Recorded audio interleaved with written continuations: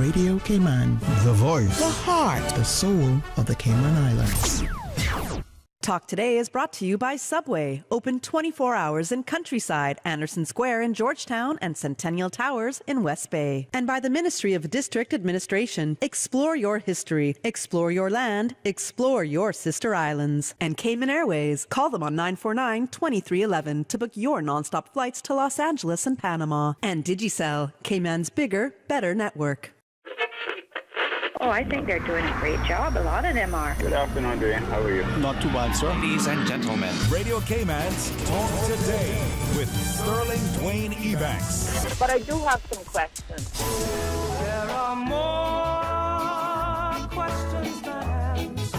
Radio Cayman's Talk Today. If you're ready to talk, we're willing to listen. Well, I really enjoy this program today. Cayman Islands' foremost listeners participation program. May God bless every person.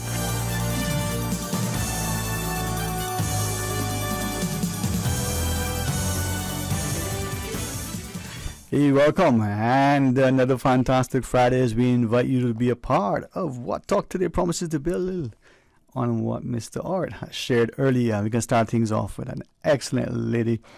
Join us.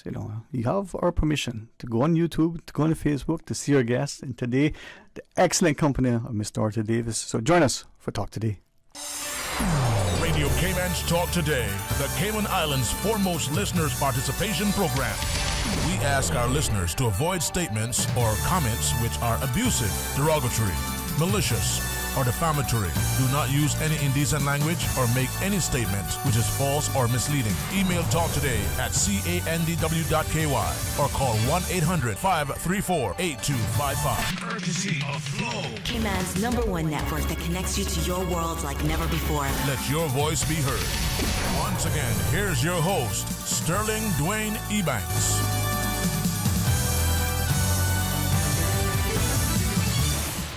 The Alzheimer's and Dementia Association of the Cayman Islands, synonymous with Mr. Arthur Davis, like so many other things. And every time I look at you, whether it's in maybe what we were saying today, that concierge service that you provided, whether in any of your former endeavors, you bring that same enthusiasm, you bring that same level of commitment and drive, but genuineness.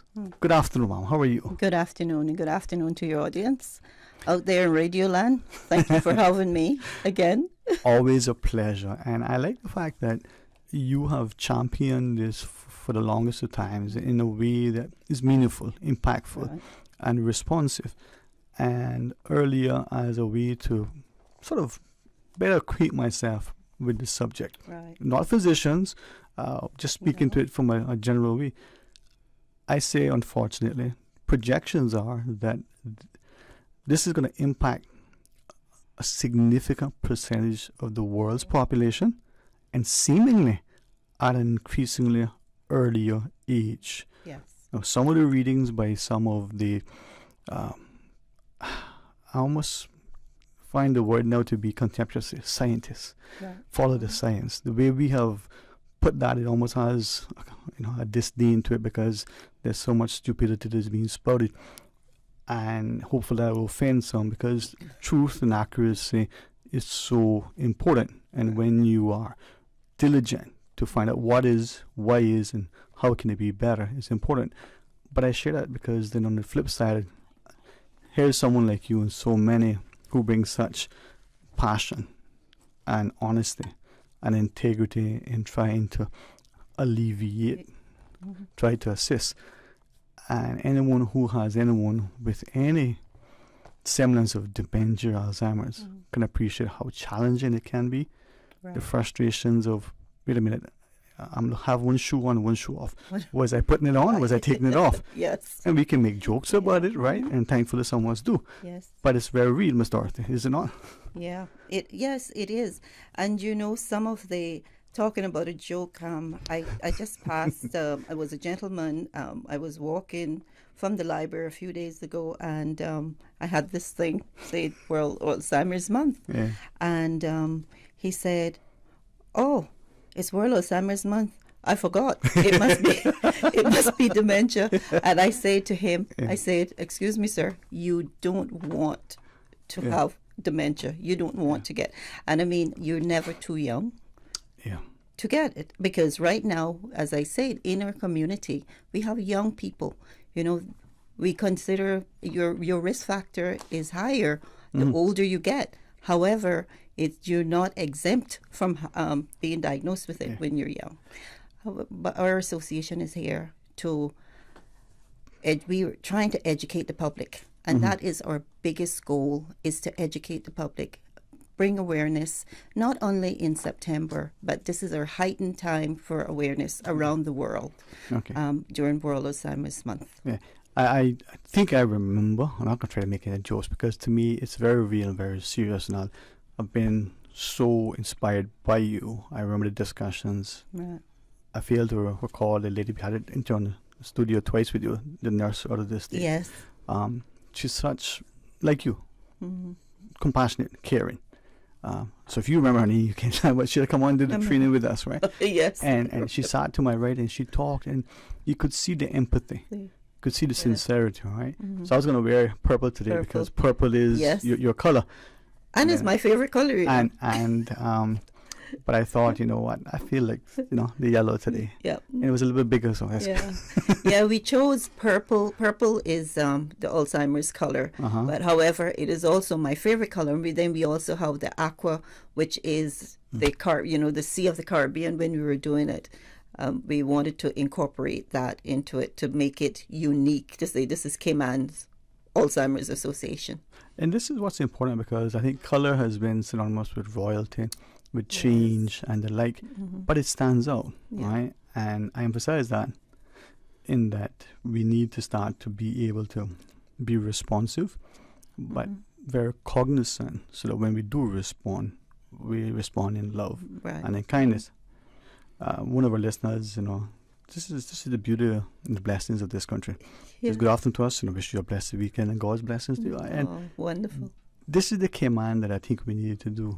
So in having you share with us, I want us to be mindful of a couple of things. And as I was reading earlier, you looked at the normal sort of accepted media. And then you look at the more published and peer-reviewed sort of research. Right. Then I started looking at a couple of things that are relatively new, in the sense of in the last 2 years, 18 months, where the foods that we consume, the lack of nutrition, but also the additives, what impact that they may have 20, 30 years down the road. As you shared, yes, it may something impact us later in life, but it's starting to be more evident in our younger people, even in their 30s. Yes. Right? And there's so many things that we can do. I mean, now I've passed that 30 mark long time ago.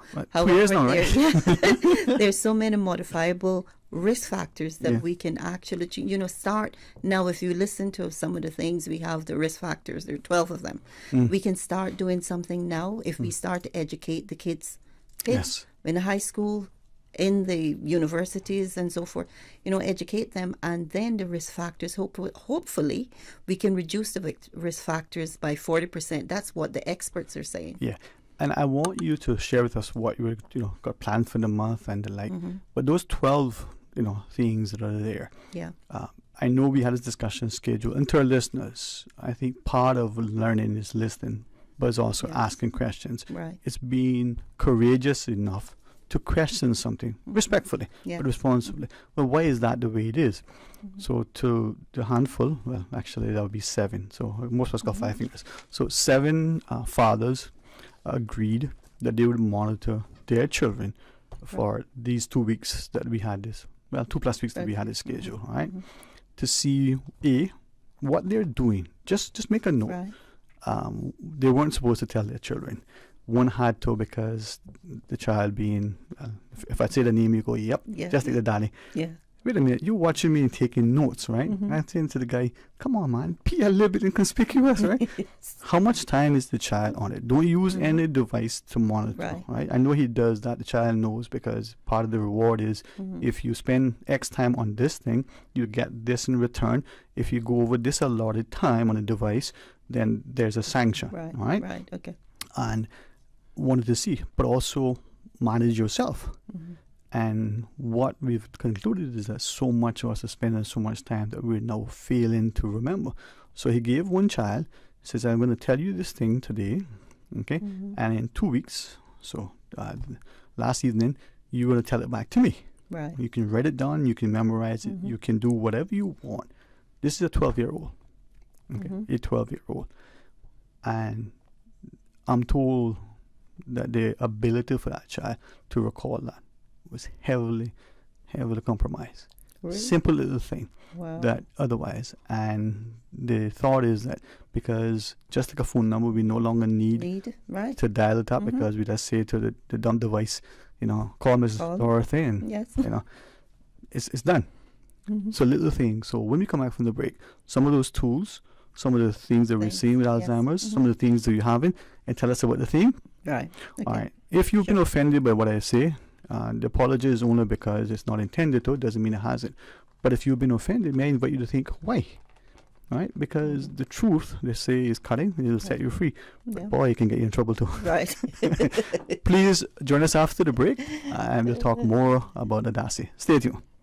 You know, as a little girl, I dreamt of traveling to faraway places and foreign lands. I tell you what though, no more dreaming. This summer, I'm going flying with Cayman Airways. How blessed are we in the Cayman Islands to have a very own national airline? Girl, you can fly to so many international destinations without the hassle of connecting flights. On top of Jamaica, Cuba, and Honduras, you got non-stop flights from Cayman to New York, Miami, Tampa, and even Denver, Los Angeles, and now Panama. Going to be a little cafe con leche and Hollywood Squares for this old gal this summer. Make your travel dreams come true with Cayman Airways, offering non-stop flights for non-stop adventures in Panama, LA, and many more places in between. For details and to book, call 949-2311, contact a travel agent, or visit CaymanAirways.com. It's game time, Subway fans. We're upping our sub game with the all-new Subway Series menu, an all-star lineup of 6 delicious recipes. Just order by name or number and we'll do the rest. Whether you're catching a quick lunch or just need a tasty victory, the Subway Series menu is coming in clutch. Subway Series, easy to order, hard to resist. Try it today, only at Subway. Eat fresh. Can you imagine your home completely organized? At Brand Source Custom Closets, we can. We specialize in designing and building custom closets and storage units for any room in your home, including the garage. With tailored designs and custom LED lighting solutions to fit your lifestyle and budget. Our custom closets expert is committed to enhancing the value of your home with a solution that is uniquely yours. Visit our showroom or call 623-6774 to schedule a no-obligation appointment with our design expert. Brand Source Custom Closets, 209 Dorsey Drive, Industrial Park. Level up your back-to-school game with Digicel. Activate a Prime bundle or sign up for postpaid for a chance to win big. Win weekly prizes of $1,500 plus Winner Circle and office supply gift vouchers. Plus, the grand prize of $5,000 for your school of choice and a MacBook just for you. Stay connected with Digicel and let's make this school year unforgettable. Terms and conditions apply. Visit Digicel.com for more details. Digicel. Better connected. Talk to Dick. But I do have some questions. Talk to Dick. Cayman Islands' foremost listeners participation program. Talk to Dick. Because there are more questions than answers. What the public is saying. Waging to take your calls right now. Sterling Dwayne Ebanks.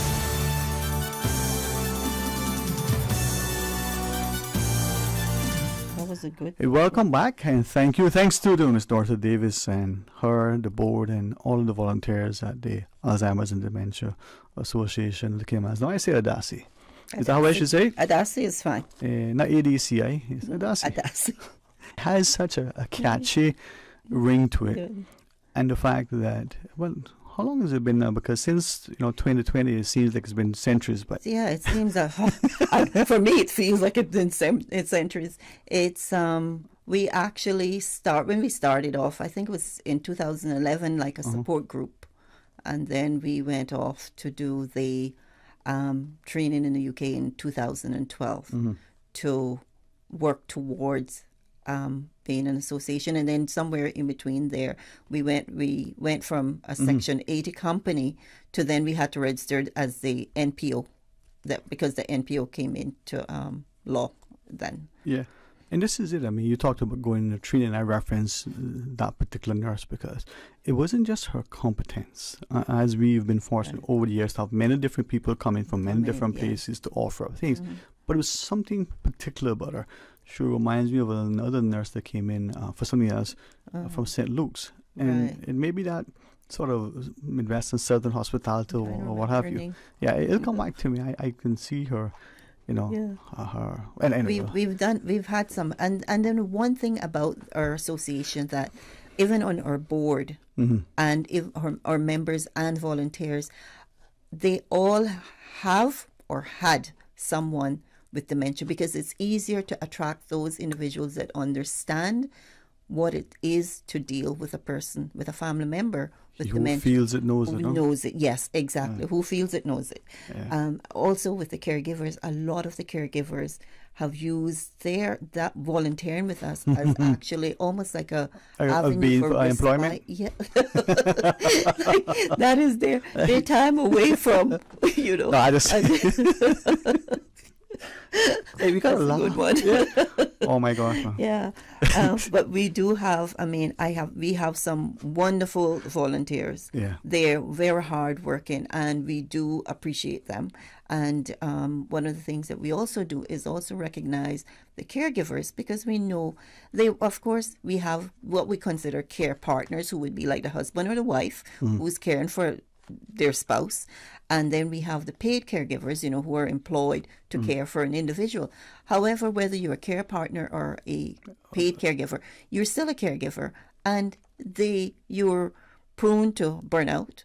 You need that break. You need the support, whether it's talking to someone. Come and talk to us in our office. You know, we are here and we recognize what the difficulty of caring. Through you, if I may ask, just trying to understand, I think you as not only that we would expect the person that is being paid that they should know, but it's not often just because they're being paid, whether they took out a work permit or they put it on their resume, that they actually know. Or just because they know doesn't mean that they know how to implement it. Right. A football player who's a great player might not necessarily be a great coach, right? Yeah. A person who knows a particular subject doesn't mean that person is a good teacher at that thing, right? But understanding what you face in the dynamic helps you to be informed so that you respond to the person appropriately. Right. Do you need to take a firm hand? Do you need to be more gentle? Do you need to somehow help them along the way to say, okay, let me guide you, because they may not like you touching them. You may not like you telling them what to do and what step to make and which direction to go. But sometimes maybe you need to be.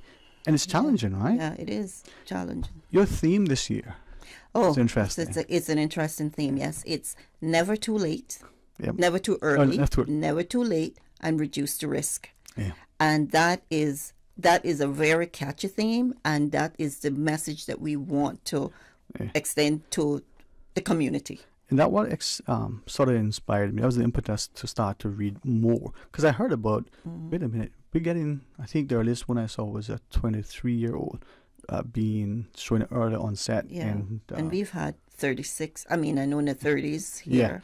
Yeah, this was, where was that?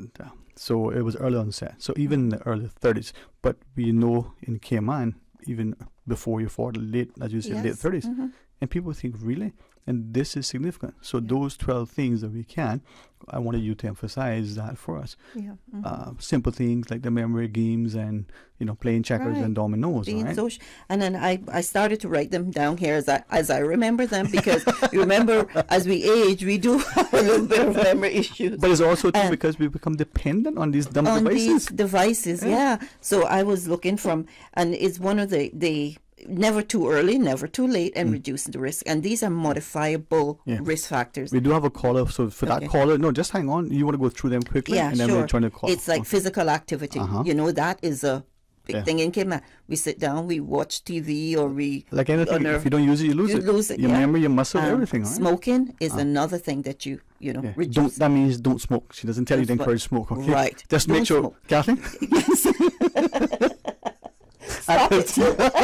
No, she doesn't. And laughing is one thing, eh? Excessive alcoholic consumption. You know, I mean, one or two, like a glass of wine now and again. However, don't be excessive. Another thing, head injuries. We know our young kids, they're on their bikes without helmets. They're on those scooters without helmets. The sports, the head injuries, that is something that causes problems, brain injuries and so forth. And in the long run can cause some form of dementia. Infrequent social contact. Again, I see kids sitting for hours on those, what are they? The remote games or whatever, and they don't talk to it. I call them the dumb devices nowadays. Yeah, you know, get out and play. What happened to the days when people would gather in a room, in the communities and play Ludo? Is it Ludo? Well, that kind of games. Yeah, I enjoy dominoes. We don't do that anymore. Yeah. You know, things like that. Being so, even the church functions, and you know, they have these little groups, and they say it's a senior group, and don't let it be a senior group. You can have some seniors, you can have some young people. You know, they have a intergenerational group, sort of. Lifelong learning is another thing. I mean, what I do, I try to join all of these little courses. If that is going to keep my brain active, I'm trying to do it. I go on, and they're like free courses here, there. Sometimes they're only a few hours. They say you can do it for 6 hours, whatever. But to do it, other things, the languages and things. And I was reading, my eyesight is not that great, so I go on and I do the training or the audio books and things like that. Hypertension, obesity, diabetes, depression. And hearing is another thing that we don't realize. Do we get our hearing checked as we age? That is one thing that is recommended. And these are the modifiable risk factors. Right, that's that 10, right? mentioned. Was that 10 you got? Is it 1, 2, 3, 4, 6, 7, 8, 9, 10, 11? 11? All right. I missed one out. We missed one. We'll get it. I'll try to remember what that was. But let's take this call as we're speaking to Miss Dorothy Davis from Adasi. Hey, welcome. Thank you for sharing. Good afternoon, ladies. Sound like there are some beautiful young Caymanian ladies here that you have with you, Mr. Sterling. So you must feel good this evening, right? My friend, I'll tell you this. I feel good every day, right? And we have one individual, but everybody who knows her knows that she can make up for 1,000 in terms of enthusiasm, in terms of energy, in terms of what she brings to the table. Miss Dorothy Davis from the Alzheimer's and Dementia Association shows she's one, but she's one of plenty. So she's like many in one. Okay, and the other one? I kind of thinking that you're not paying attention. I said, we only got one lady in the studio. Not here, man. I thought that one would make about 4. No. She's like the 44,000. One of the 44. Just Miss Dorothy today, sir. Okay, well, that's good, because I know her voice. A good conversation today, because yes, I have a lot of concerns about that topic. I have already passed my 3 scores and 10 and almost reaching my 4 scores. And when you talk about Alzheimer's and dementia and everything, I don't know what I got. I got to find another name for what I got. But anyhow, you were speaking about the caregivers. Yes, and sir. I have some concerns about that because, you know, I don't go out much, but I don't know. Everybody always reaches me when they want and contacts me and brings up certain subjects. And a lot of Caymanian people, I mean, the salts of the island are a bit concerned about the caregivers sometimes, because a lot of the elderly people, Caymanian people, are sometimes secluded, locked away, not willfully, but because of the situation of the family. Sometimes they be locked away, and that adds a lot to their depression and their stress and everything else. And then sometimes the caregivers are not, very used of our culture, and it becomes difficult for that person to communicate with them. Like you said, they should be very well trained. And Mr. Sterling, you had a good idea there. You can be a football player, but not a good coach. Yes, sir. Like that. And I'm just wondering if the lady outside gets through speaking and she can answer me, if these people that are being paid that are not Caymanians, are they very well trained? Because if they had the Caymanians taking care of the Caymanians, they can relate well. Oh, I know your mama and your dad and this, and comfort the elderly people, like you said. They can play dominoes, they can play ludo, they can play cards, they can play bingo, and Do you play Quarto or Worry? Sir, no, sir, I don't know the two of them. You see that, and that's interesting, right? Because those are probably two games that are more Caymanian than Ludo and even other games, right? Well, but we don't play them. Ludo is the Cayman game, been here for years. No. I'm also bingo. Yeah, no, I'm not saying that it isn't. What I'm saying is that, and I wanted, maybe you were not the right person, or this is not the right time, but it was conscious as part of an exercise I did in preparing for this discussion, because I think when we think of, we even say old timers, right? We refer friends to Alzheimer's and dementia, but when we think about it, we think that it's the elderly, and not even understanding, with the greatest respect to you, me, Miss North, and everybody else, how our lifestyles have changed so significantly, how the environmental factors around us, for whatever the reasons, that are impacting our health and well-being and our quality of life, right? So Quarto and Warrior, for instance, right? Two fantastic games, not the bingo or Ludo, or none, those aren't, right?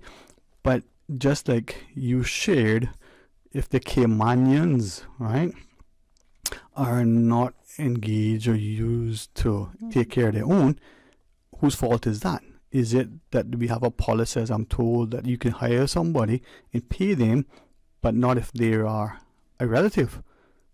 Does not go counter to what you just said, that you would expect that you will love your mother and your sister and your own blood more than somebody else. No, sadly, sir, some of us don't, but many of us do. Yeah, sure. I agree with what you follow me, right? I agree with what you said. Yes, sir. What I'm saying too, I don't know if the program offers, said, well, a course for taking care of elderly and stuff, because you got to realize, Mr. Sterling, yes, you got to have patience with those people, because they are used to doing things their way, and like you said, that everything has changed, the whole world has changed, but those elderly people, they're not of this generation. They were used to doing things, and they had one way of doing it, and that was the way that they wanted it done. And I always heard my mother tell me, she said, a beholden pain is a very, very bad pain. Yeah, don't behold and big, but right? Yep, that's what they say. Beholden pain is a very bad pain, because you can do something, but it's not satisfactory to me. And the elderly always wanted their way. So it was just a thought that I would know if, Yes, sir. The caretakers were Caymanians, that some family know the other family and attached, and it would be more comfortable than being taken care of by a stranger. Because I have heard stories that people said, these caretakers, sometimes they come in the morning and they said, oh, good morning, Mr. Sterling, I'm here, how are you today? And they go on room and all the rest of the places, and then 5 o'clock, and then, okay, Mr. Sterling, have a good night, I'll see you tomorrow, and that's it. And well, I mean, a lot of people has spoken about that kind of thing. So, I was just wondering, if they have a program that could probably encourage Caymanians to become caretakers, because, again, I'm going to reiterate what you just said. Yes, we sir. should be able to take care of our own people. Right. Because that is what we done in my time. Right. Now, the elder, these young people, they don't want to take care of them. They don't have no time or whatever. They want to lock them away or put them away in the pines and stuff like that. That may be just wait until they pass on to collect what they got. Yeah. You know? I really appreciate you sharing, and much that you said inspires me to comment. But respectfully, leave us there. We gotta take that break now, sir. All right, we'll take that break. When we come back, a few extra minutes with Miss Dorothy, so she can remind us. Just a wonderful lady to speak with, to be in her company. She inspires, she educates. So stay tuned for Talk Today. It's game time, Subway fans. We're upping our sub game with the all-new Subway Series menu, an all-star lineup of 6 delicious recipes. Just order by name or number and we'll do the rest. Whether you're catching a quick lunch or just need a tasty victory, the Subway Series menu is coming in clutch. Subway Series, easy to order, hard to resist. Try it today, only at Subway. Eat fresh. Wouldn't it have been grand if you had purchased land 30 years ago? It may not be 2020, but a perfect vision has never been more clear. Cayman Brac and Little Cayman, poised for growth with an eye on the future. Your land, your history, your future. Discover all that our sister islands have to offer. At Doctor's Hospital, we know life happens, and usually when you least expect it. So when unexpected medical issues arise, you need quality care close to home. Located in the heart of Georgetown, our accomplished team of physicians and medical staff treat minor urgent conditions such as migraines, chest and abdominal pain, shortness of breath, burns, broken bones, open wounds, and more. 24 hours, 7 days a week with no appointment necessary. Peace of mind is important when life happens. At Doctor's Hospital, we're always here just for you. Need to speak to someone? Call 949-6066. Talk today. But I do have some questions. Talk today. Cayman Islands' foremost listeners participation program. Talk today. Because there are more questions than answers. What the public is saying. Waiting to take your calls right now. Sterling Dwayne Ebanks.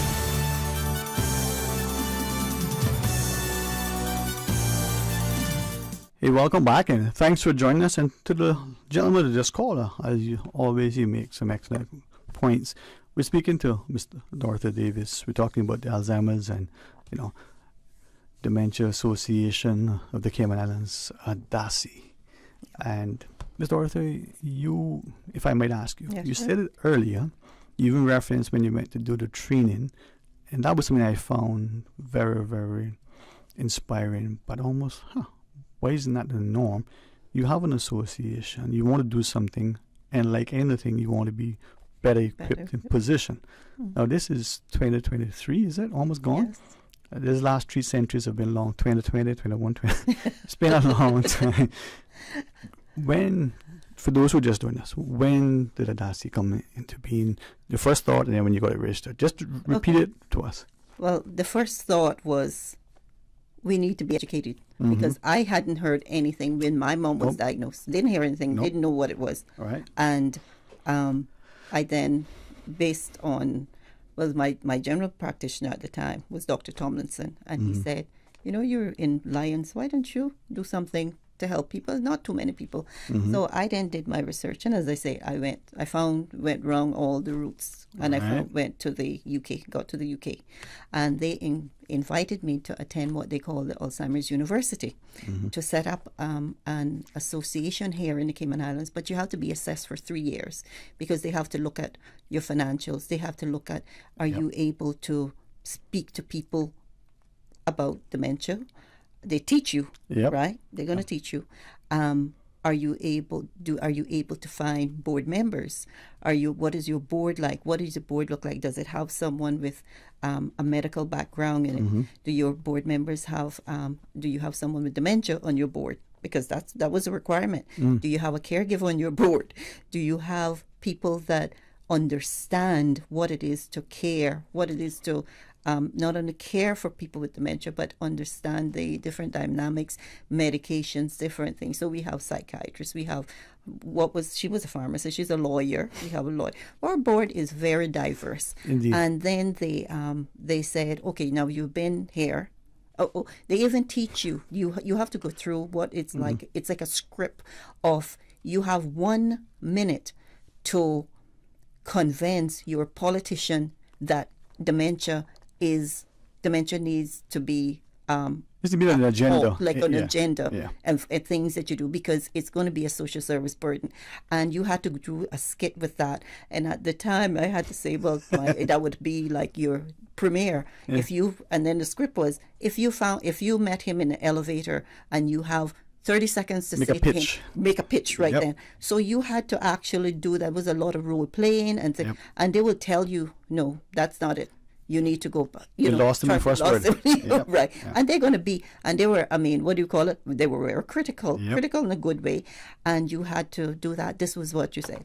And then we went through the training, and I went through that was in the UK. Then I had to go to Budapest after we did the assessments, and they said, yes, you qualified to be a member of the Alzheimer's Disease International, which at that time, I think Princess Khan was the CEO or the CEO or whatever, and it's the Alzheimer's Disease International is the federation of Alzheimer's associations around the world, and it has a relations with World Health Organization. So it lends credibility to our association or any other member association. I would even say it probably lends credibility to WHO. But yes, before we take this call, right? Just before we take this call, prior to the 3 years, that first sort of iteration, what year was that? That was in 2011. Right. Yeah. And the reason why I say that is that you not the other organizations though. The fact that you've gone through that vigorous sort of assessment and for one of the better accreditation, right, just shows you the approach that you have taken, you and your board, to legitimizing this thing, to bring in a sense of credibility, but respectability to it, right, both as us who volunteer, who donate and the like, but then the end product. Yeah. And that can't be emphasized. The way you just casually, we did this, we did that. Yeah, no, and not, this is the important bit. I have to actually do the training every year. Yep. I have to be raised. Just like many professionals who need to keep current for their license and certification, you do as well. Oh, and by the way, too, you do this because, you get money from government and from this one. This is all you guys expense in many cases. Yeah. So thank you. That means a lot. Can we take this call quickly? Sure. Hey, welcome. Thanks for sharing with us. Good afternoon, Dwayne. Hey, how's the weather in your world, man? How's it going? Hot like hell down there. Man, you must be outside my door, man. Anyway. I guess that way they put hell down, yeah. Oh, is that what it is, huh? Yeah, you might be right, my friend. It look like we can't get no rain. I hear you, man. Yeah, well, speaking of Alzheimer's, you talking about now? If you remember, yeah. Yes, sir. Alzheimer's and dementia, yes, sir. Is that a serious something? No, all jokes aside, it is no laughing matter. Yeah, that's a very serious something.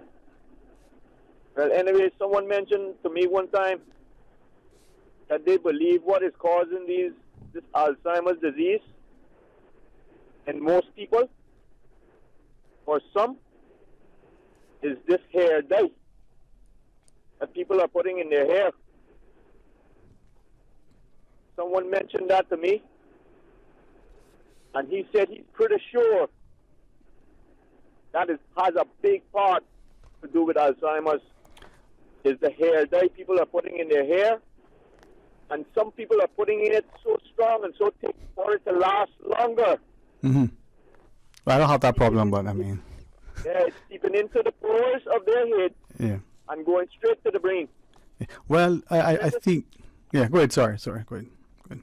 And when they explain it to me that way, there's a possibility that does have something to do with it. So I think doctors should start taking that on and examining that to see whether it's true or not, because I see a lot of people in Cayman doing that now, dyeing their hair. Yeah, well, we're going from Grecian to Clairol, right? Huh? We're going from Grecian to Clairol. I hear you, man. Yeah. You're right, man. Yeah, man. All right. No, thanks. And to the caller's point, I mean, the skin is the largest organ, as I'm told. I'm not going to venture to say that there's any veracity to what he's saying or try to be dismissive, but we know from emerging research that the things we consume, our skin, what is it we put into our bodies consciously and even unconsciously. We go into a space that is smoky, we can smell it on the skin, we can taste it in ourselves, right? Miss Dorothy, I noticed the time. You can either use as much as we remain, you can return. You because I know, unlike me, we want to say some of the things that are upcoming, let the public know some things that they can participate in. And would you want to take a break, or we can? Mr. Carl, what are we doing, sir? We can chat 2 minutes, he said, and then if you want to come back after, we can. It's your call, man. Okay. Yeah, hey, it's you. You know you have license. But your theme, as you shared, and the idea of what we can do and how we're doing it, the public, I think, in Cayman has been very generous in many endeavors, and we see, despite the perceived wealth or the purported wealth, there's growing need, and we understand from published data that many of these things, including, dementia and the like, could be a growing public health concern. Yes. But in the Cayman community, to the gentleman prior to the last caller who talked about what is in Cayman, we know in our communities that if we know, Mr. John or Miss, Lizzie, Miss, Barbara, Miss this, if they have as we said, a touch with it, and they're out in their communities, whether we're the cashiers or whether we're just moving about, the bus drivers, we can help them because they might just get up and walk about. Yes, and that is one of the programs that we plan to launch this September, and that was all made possible. It's called Dementia Friends, and Dementia Friend program is now. The Dementia Friends is a whole initiative by itself. I mean, we have the Alzheimer's Association, which deals with a lot of things, but this program is going to be totally separate within ADASI, and it's going to Dementia Friend program is an initiative that started in Japan. We got the license for it because it started in Japan, and via the UK, I learned about it when I was in at a conference, and I was introduced to it, and I really loved the concept of it. Making small communities dementia friendly, because in Japan apparently they are very much into their older people. Right. Which is interesting, the change that they're seeing there as well. We have the news. Okay, sure. And I know that you have many things, but you've been so kind during last break to say, hey, we set this time just in case you can. This is us being forward thinking and planning and knowing how to be responsive to our guests. So when we return, we invite you not only to stay tuned and rejoin us, but to learn more about ADASI and Alzheimer's and dementia. And I'm particularly interested in Dementia Friends. Okay. Stay tuned for Talk Today.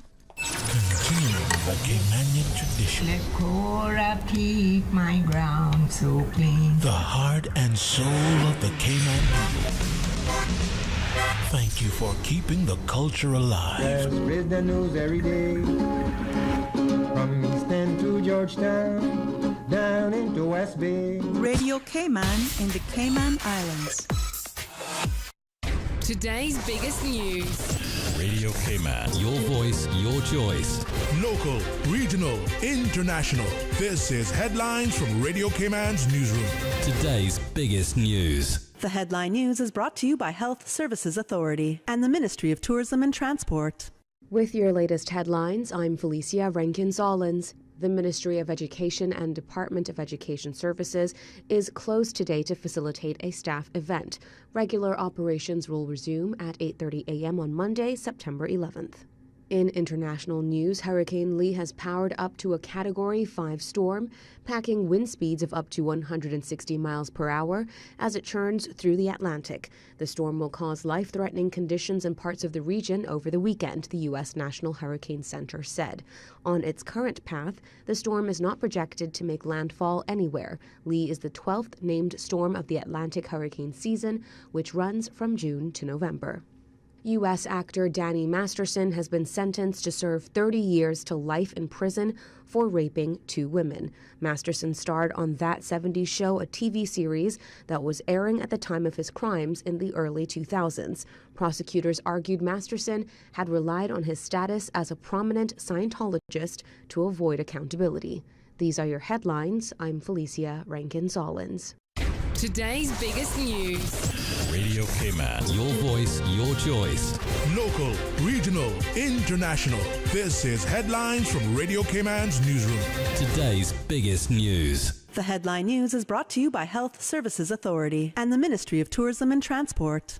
The Health Services Authority has over 120 world-class physicians offering the most comprehensive range of specialist services on island. Our dedicated team of professionals provide the highest quality care in orthopedics, interventional radiology, women's health, geriatrics, and a host of other specialist areas. We are a JCI accredited organization with a proven record of excellence. At HSA, we are committed to caring for you. For more information, visit hsa.ky.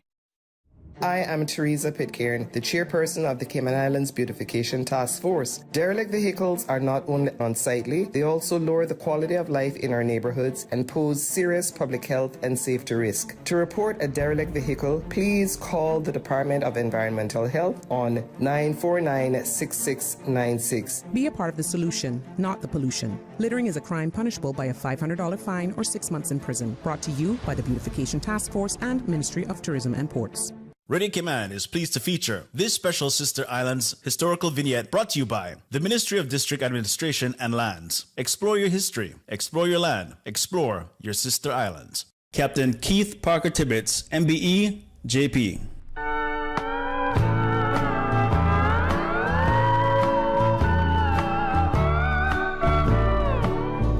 Following the 1932 hurricane, like most young men growing up in Cayman in that era, the call of the sea was heard more strongly than any other. Keith Tibbetts Sr. of Cayman Brac was no different. After assisting with the rebuilding of the family home, resurrecting the family car, and helping other relatives and the community rebuild, he built and sold several catboats before going to Jamaica to seek employment as a seaman, and his long distinguished career got started on September 25th, 1935, when he stepped on board the schooner Admiral Sturdy, which his father built and was later sold to the Colonel family. A year later, he joined the Canadian banana boat Lady Somers in Canada. During his seagoing year, he visited several ports in England and made 11 trips around the continent of Africa, including a distinguished military career. This was part 3 of a special Sister Islands vignette series dedicated to Captain Keith Parker Tibbetts. I'll be back. I've got 22 more days.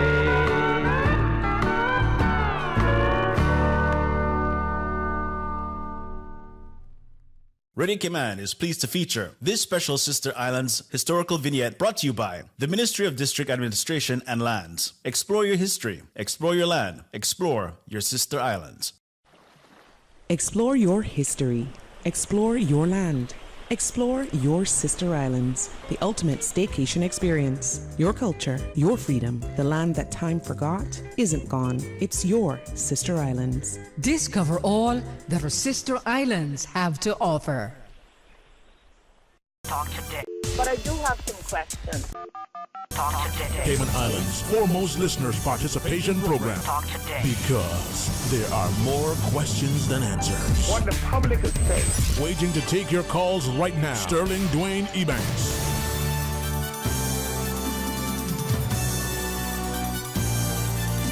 Hey, welcome back and thanks for joining us. And thanks too to Miss Dorothy Davis. She was so excited about coming in the program that, she was captive for weeks at a skid. No, but there are many, thankfully, in our society like you who just give tirelessly and you invest at your own expense in terms of time. I'm saying this not to compliment you publicly, not to, because I know the humility in our people, the shamefaced, you tell them good, but because I want us as a people to look. We were talking about being proud of them. Nominations opens today, closes on the 29th. That's for our 10 to 25-year-olds. Yeah. You and I are youthful. We're no longer 10 or 25. We're not even 10 plus 25. Yeah. But we're youthful. We're energetic. We're enthusiastic. We're genuinely committed. You're someone that we can be proud of. And if it's okay publicly, we want to say, thanks. And we're proud of you. Yeah. You're an example. And I have to say thank you for that. No. Thank you for saying. We're not the best at saying, stop talking foolishness, but you are an amazing lady, and I'm glad to know of you. So. And I'm one of those people. Give me my roses while I'm alive, that I can see them, I can smell them. These are not when I'm dead. You don't even have to even put flowers on my grave. Actually, please don't do that please. to me. Okay, plant a tree. Yeah. All right, we're going to call her, and we're going to talk about how we can get involved and be supportive of Darcy in particular. But let's take this call. Okay. Put on that headset. I don't want to mess up your hair, girl. But not much of that. And there's no dye. Welcome back. Thank you for calling. Yeah, afternoon, Mrs. Sterling. My good friend, how are you today, man? Good, man. Really good. I hear my boy down west, they're begging for a little rain, and we have a little bit down here. Yeah, man. Town, and we can send it down there if anything. So you got put it in a gallon bottle and carry it down, I don't know. I just hope it reaches.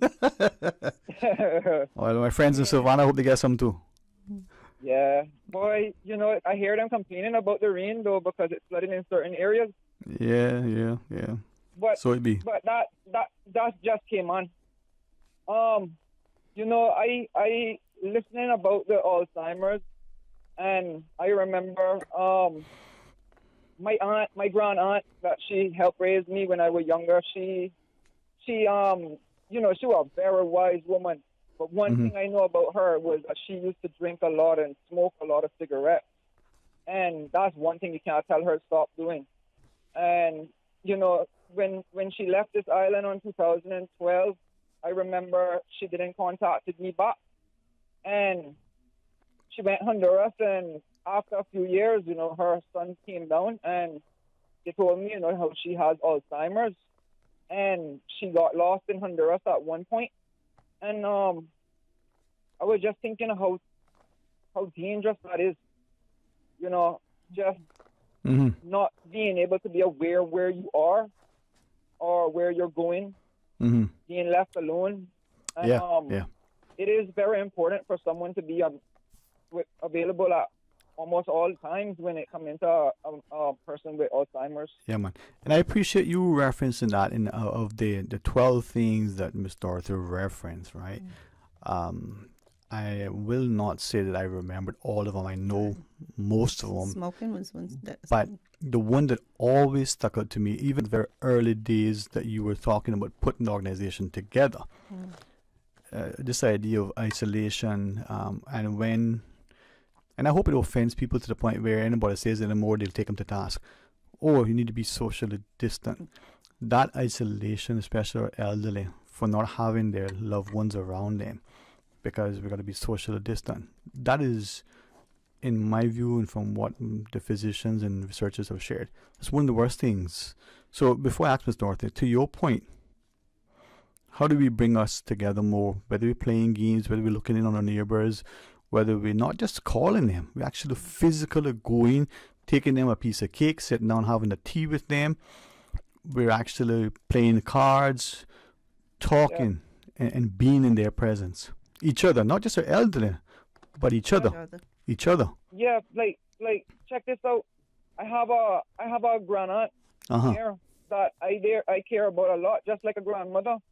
And I every day, if I was to be there, like I don't have anything to do, and I was living in West Bay, just chill out by her house. It surprises me how many times she can remind me of things that she said yesterday. And literally, it's like almost as if she didn't tell it to me already. Yeah. But she didn't tell it to me already. But I don't see that as a sign of like Alzheimer's. That's more of a remembrance thing. Maybe that is one of the few things that she remembers. Right. And maybe if that's an exercise and talk about more, it might lead into something further behind that she forgot about. Yeah, man. If that's the case. Yeah. So it's an exercise. Don't necessarily mean you have to be altered into something. It's more of a questioning, asking questions, being skeptical, if anything. Sometimes you might have a question you don't have an answer for. Yeah, I appreciate your reference. I might ask Mr. Arthur about that because it'll help me. But before I continue with anything else you want to share or ask? No, I'm just going to be listening. But Okay. It just struck a memory. So. No, thank you so for that. Thanks for the call, my friend. Mr. Arthur, you referenced the 12. Pick the one, because I like the way you said it, about the social isolation and the physical. What was on the list? What was that one? The way you worded it, I should wrote it down. I say infrequent social contact. Infrequent social contact. This lady could be a lawyer, because the way she words it. But I actually remember how you said it. Yeah. That's the challenge that we have, right? And look at the last 3 years. For whatever the motivations, whatever your belief system, I know many of my closest family and friends are going to be offended, but if you're used to being in contact with someone and you don't see that person, you worry about them, Right. there are all these things that happen. In this exercise of these 7 fathers that I asked, one of the things that was evident during this international, house arrest that we were all under, the inability to engage with each other. That's what I wrote right here. Right. COVID. Yeah, right. A small child that may be used to going in the corner and playing, with her toys and her games, to that elderly grandparent, but you don't have another person to talk to. Mm-hmm. That is something that you ever have a pet, even a goldfish, Yeah. and you don't go every little day and check on the fish. I don't know how smart goldfish are. I really don't. Right. But they're probably smarter than some politicians, or not just the elected ones, but appointed ones. Yeah. So I say that because I need us to start to think and stop this foolishness of isolating ourselves and not going and checking on people. Mm-hmm. I mean, we didn't do that. Yeah, we really need to do it more often, because in what happens with me, because I'm no longer working, I don't no longer have a what do you call it? A job, paid employment. paid employment. Yeah. I get to see a lot of seniors, or they call, Yes, ma'am. and then what happened, because I've spoken to them in relation to maybe something, I met them at an event or something, and I shared my number, then they call all the time. Hi, Miss Dorothy, how are you doing? And so forth. And that call to ask me one thing, if something is going to happen, leads into a 30-minute conversation. Yes, ma'am. And that's where I notice the loneliness. So sometimes I make, like, for instance, I bake something, and I know there's one particular lady that lives not far from me. I will take her something, or on my way to the supermarket, I will drop off something to her, or I will stop and say, do you need anything from supermarket? She doesn't have any car, and she doesn't have a husband or children or anything. So she is isolated in a house, and it's a house that she doesn't own. She doesn't even have her own place. So it's really, you get to see so many different things, and we do need people to just check in. Even she goes to church, and I keep asking, doesn't your church sisters or whatever just come by now and again? Sometimes with the great respect, church is the worst. Yeah, so it's, just being that. And I remember something, when I was growing up and going to Girls Brigade, that was one of the things they taught us. Yes, ma'am. So what happened to the Girls Brigade and all those things, all those... The practice of going visiting. Many of us as children didn't like to do that because... No, yeah, but we had to do it. But we had to do it. Yeah. And now that we look back that we're no longer 50, how important it is, right? Yeah. Because even with me, I have my grandchildren and my children, and checks on me every day and so forth. But that doesn't happen for everybody. Yeah. Mr. Carl, can I put you on the spot, sir, and ask you at the end of today's show, play a song by Andy Martin about the old sea captain. When you said about the church, right? Mm-hmm. And this is one of the 7 is a pastor. One is a very involved church. And you mentioned Japan. So in this group, there's I don't honestly I up to the point where I really don't like watching television. I rather a book. I can close the page. I can close my eyes. I can put the book down, and I can think. The television is something that makes no sense, even if it's a documentary. Sometimes it's just so skewed. Right. But there's a series on one of those streaming services. It's probably not even 3 hours long. It's probably 4 or 5 episodes, 11 to 100. I have to watch that. The Blue Zone. So I looked at it, and being somewhat familiar with this emerging concept, we talked about Japan. Now, like everything, you need to trust and verify. And then after you look at something, it may be last year, it may have been a century ago, it may have been 10 years ago. What is it like now? Japan has always been touted as a place that had reverence for its elderly. Right. They were always active. If you looked at it in terms of the demographics, they were better in some areas than they were in others, just like many places. Right. But in this short time since this publication, it, again, if we can trust what is being reported, their incidence of obesity and diabetes and dementia and disconnectedness in the last 3 years is almost on par with some of the what did that U.S. president refer to some of the countries? Well, it can probably be the same term for the UK and the US. Probably the same terminology for them. It's the same level incidence in there in terms of the disconnectedness, the lack of care, the willingness to put our elderly in a prison that we pay plenty of money for, as opposed to letting them in their homes, and we are doing that. Now, to your point with the lady just now, many of us who have family, their families are so busy because of the expectations of and demands of their jobs and lives that we don't check on our aging parents, grandparents, uncles, aunts, and even siblings. So this is where your association and your activity is so, I don't know, just so important. Yeah. I don't want to say, sometimes the things that I say behind the scenes, I think I need to stand somewhere and say, because we do have, we do have it's a certain group of older people, that are really suffering right now with not having the social connectiveness, the mobility, right? Yes, they don't have transportation. Okay, mobility, not even mobility like being able to move physically, being able to get from A to right, B. Yeah. Yes, ma'am. But transportation is a problem. We have persons like in Northside, for example, they may want to come to an event in Georgetown. They can't get there. Nope. It's not all the time that I can go to Northside, pick them up, and then bring them back here, right? Bring them back to Georgetown. And they're saying like they have something in Georgetown, they have something in West Bay and so forth like that. I know the community development officers are wonderful people. Yeah. They try their best. However, we must have a company in this island with a transportation company that can say, we can give our bus today that will pick up so these people from this to bring them to an event in Georgetown. But it's not only that, right? It's also, I think, a change dynamic in that the employees that would volunteer. Part of my preparation for today's discussion, I reached out to a number of people for different reasons and found that in the last 18 months, the level of volunteering, physical hours has decreased from their observations, not scientific. The amount of tangible sort of interaction and contributions, cash or kind, has decreased. Yes. Right? And one individual, so it's only one.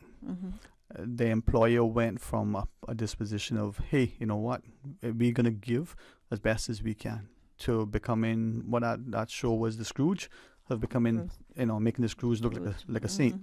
Something is seriously changed in a negative way in our society, where it's not in your face yet, but if you're looking for it, maybe it's magnified because you are, or if you're cognizant, maybe you're getting a preview of what could, so that potentially you could sort of hit it off, right? So something is happening. Those people that we call shut-ins, now we seem to have been totally ignored. If you're not there, who is? Yeah. It weighs on your heart, Mr. Dorothy. Yeah, it does. I mean, I just wish there was.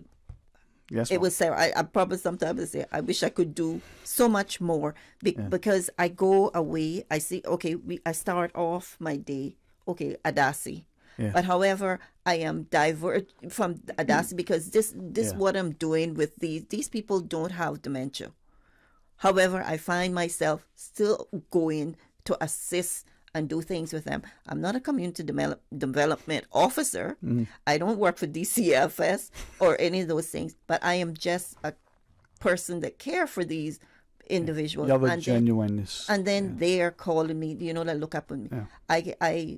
This particular lady that I spoke about, she worked in Cayman for 36 years. She's not from Cayman.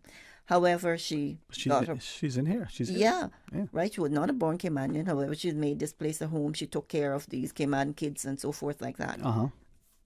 She don't see them. Yeah. She raised them while their parents worked. However, she needs someone to take her maybe sometime to an appointment, medical appointment. And it breaks my heart when I tell her that I can't go, but I have made arrangements to get her there. Yeah. And then I could pick her up or something. But something's happening. Something's happening. But something needs to happen. And something, So that is where we look for, and when it comes to dementia, that we need a dementia plan. Around the Caribbean, they're not doing, we are not doing what we should do. Like the World Health Organization said, dementia plan should be in place by 2025. Not only Cayman, but other islands in the Caribbean are not even near there. We have done some things because we raise awareness. We're launching Dementia Friends. We're doing, several things. We have several things that we can tick right now on the list, but we are not there. What about the social aspect of it? This is social care. Miss Salida, if she doesn't mind, because we have a great example. Look at the work her and the team are doing in West. It's amazing, right? The physical activity. I'm working with them on 11th on Monday. Yeah. One of our listeners messaged to ask the qualifications for caregivers in terms of I had a little quick exchange with another one, asked me similar.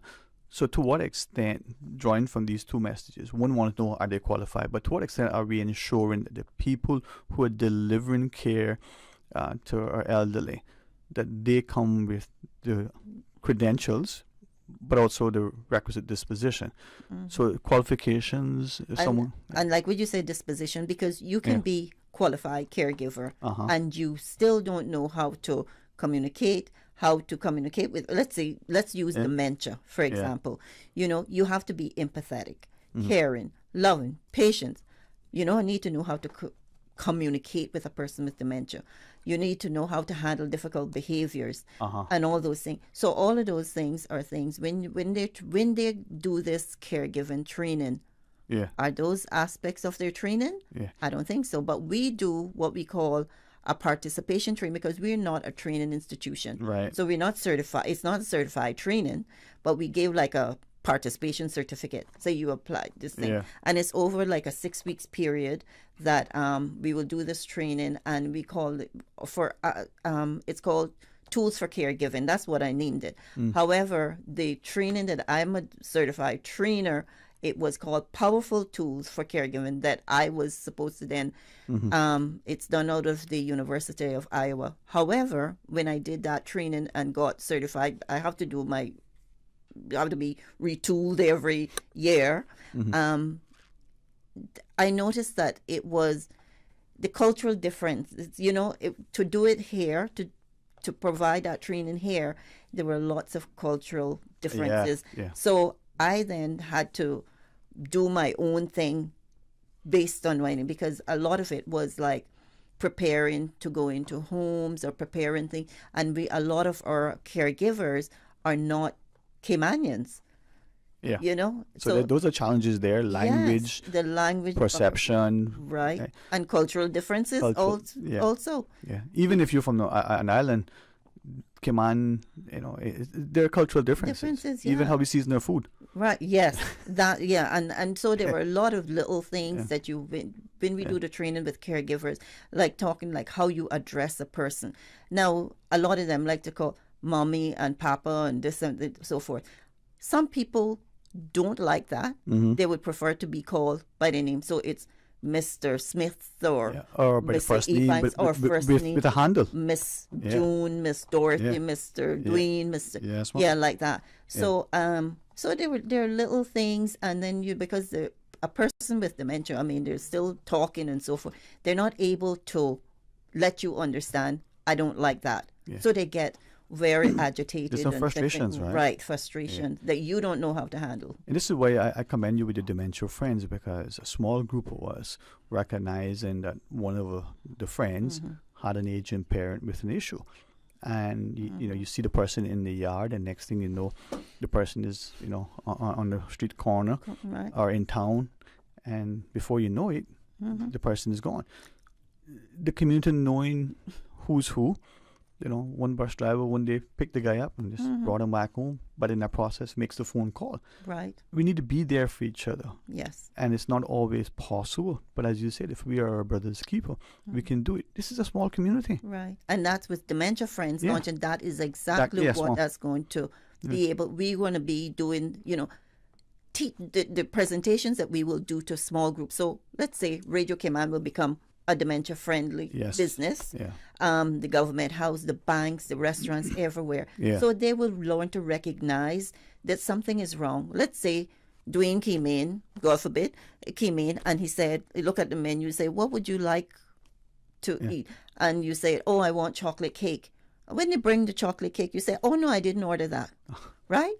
Didn't order chocolate cake. However, if you had pictures and things like on maybe, and they say don't use white, maybe use a red thing. Just use pictures of the cake and so forth. Or if you're dining with your brothers and sisters and you say, you know, very discreetly, someone dining with me has dementia.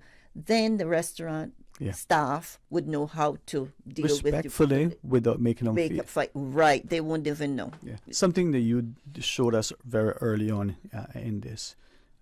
The person goes into the supermarket and is checking out, got a couple of items, right? And this is why I commended you and asked you to share publicly, because the respectfulness that you've and the team have approached, but the disciplined approach to ensure that what you bring into the table has merit, is credential, is credible, is actually something worthwhile. That independence that we all want is something we shouldn't take for granted nor allowed to be taken. The person is fumbling with the coins or with the dollar bills. We take time.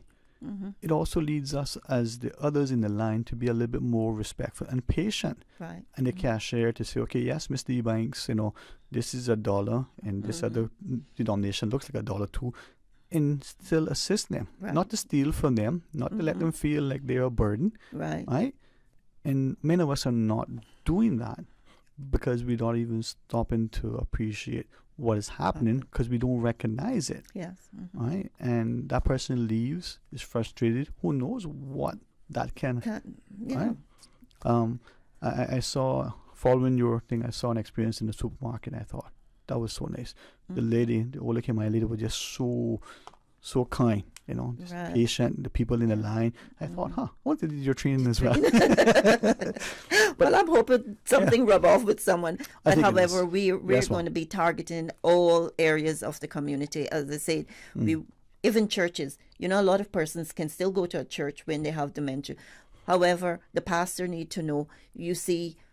I go to the church and I get up and I walk away, walk around and go and speak to someone. Maybe have an area designated for those people. They can still come to church. The family can still bring them to church, and you can sit here in a room. They have a room for baby mothers with children.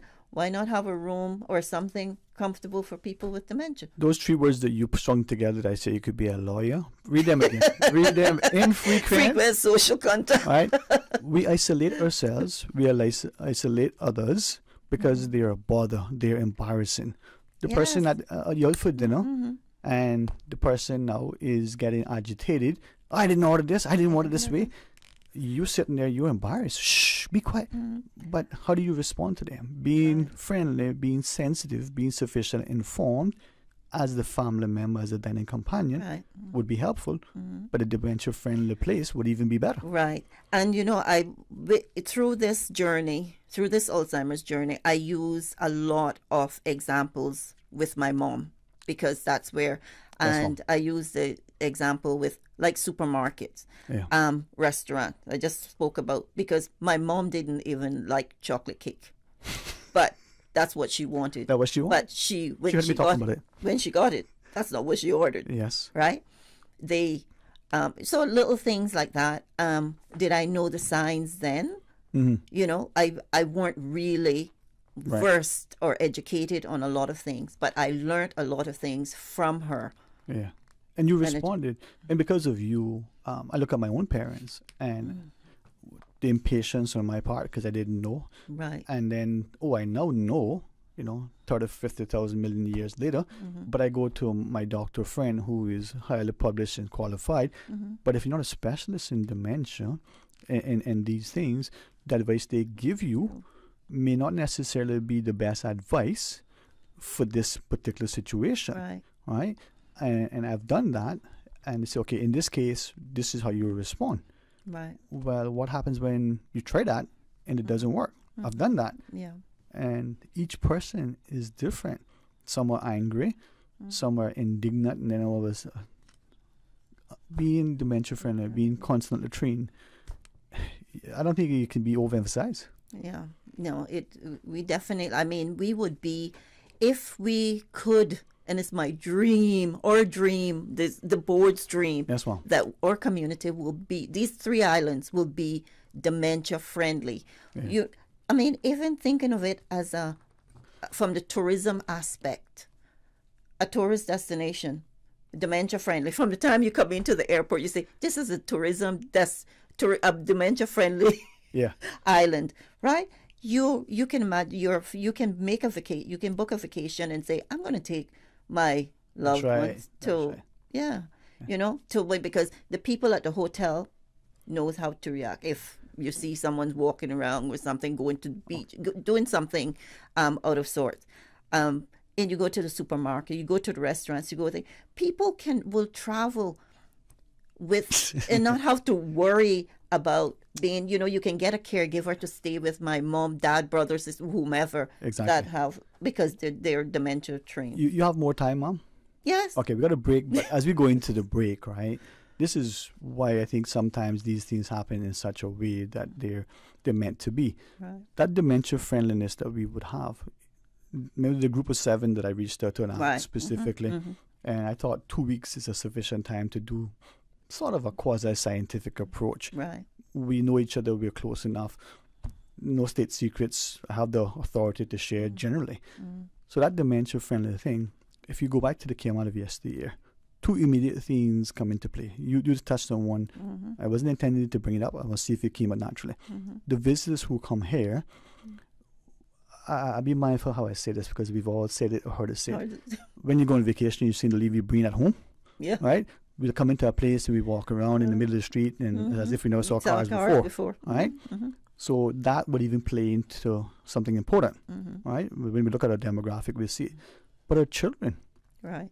The same thing that we do for elderly, if we employ that same friendliness, compassion, patience with our children, it works well. Right. Right? Very, very, and it bodes well for everybody. Right. All right. Probably another 10 minutes, Mr. Arthur. Okay, sure. But whatever you need, whatever you want. Hey, this is a fantastic lady, and I can say that because my sister said so. Stay tuned. And when we come back for a few extra minutes. All right, stay tuned. You know, as a little girl, I dreamt of traveling to faraway places and foreign lands. I tell you what though, no more dreaming. This summer, I'm going flying with Cayman Airways. How blessed are we in the Cayman Islands to have a very own national airline? Girl, you can fly to so many international destinations without the hassle of connecting flights. On top of Jamaica, Cuba, and Honduras, you got non-stop flights from Cayman to New York, Miami, Tampa, and even Denver, Los Angeles, and now Panama.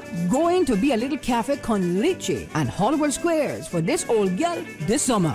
Make your travel dreams come true with Cayman Airways, offering non-stop flights for non-stop adventures in Panama, LA, and many more places in between. For details and to book, call 949-2311, contact a travel agent, or visit CaymanAirways.com.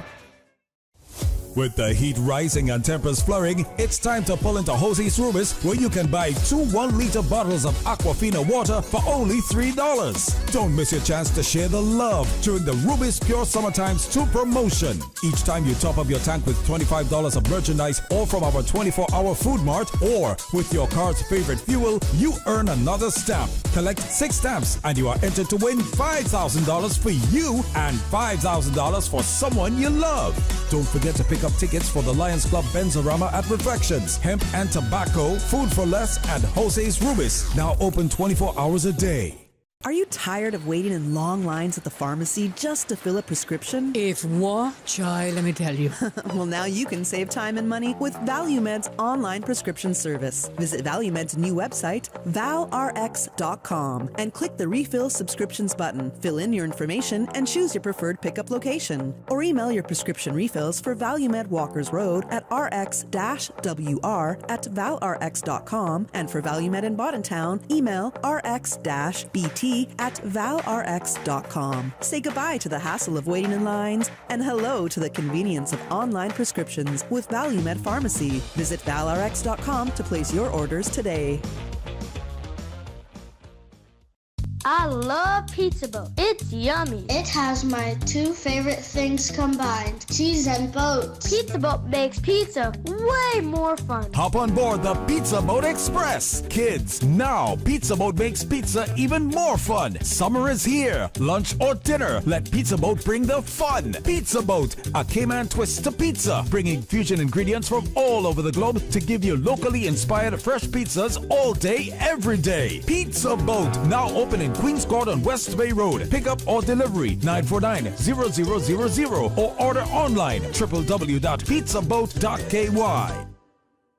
According to statistics in the 2022 Cayman Islands Student Drug Use Survey, 23.1% of students reported being bullied in the last 12 months. The Anti-Bullying Schools Regulations 2022, brought forward by the Ministry of Education, aim to prevent bullying in our schools and help schools create a welcoming and safe learning environment for our children. Please encourage your children to report bullying to an educator.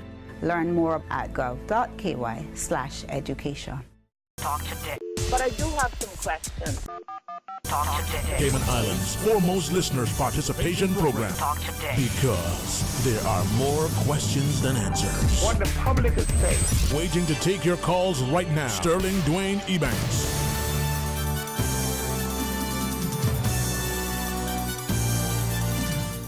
Hey, welcome back. Thanks for joining us, and thanks to Ms. Dorothy Davis as you join us and we talk about Adasi.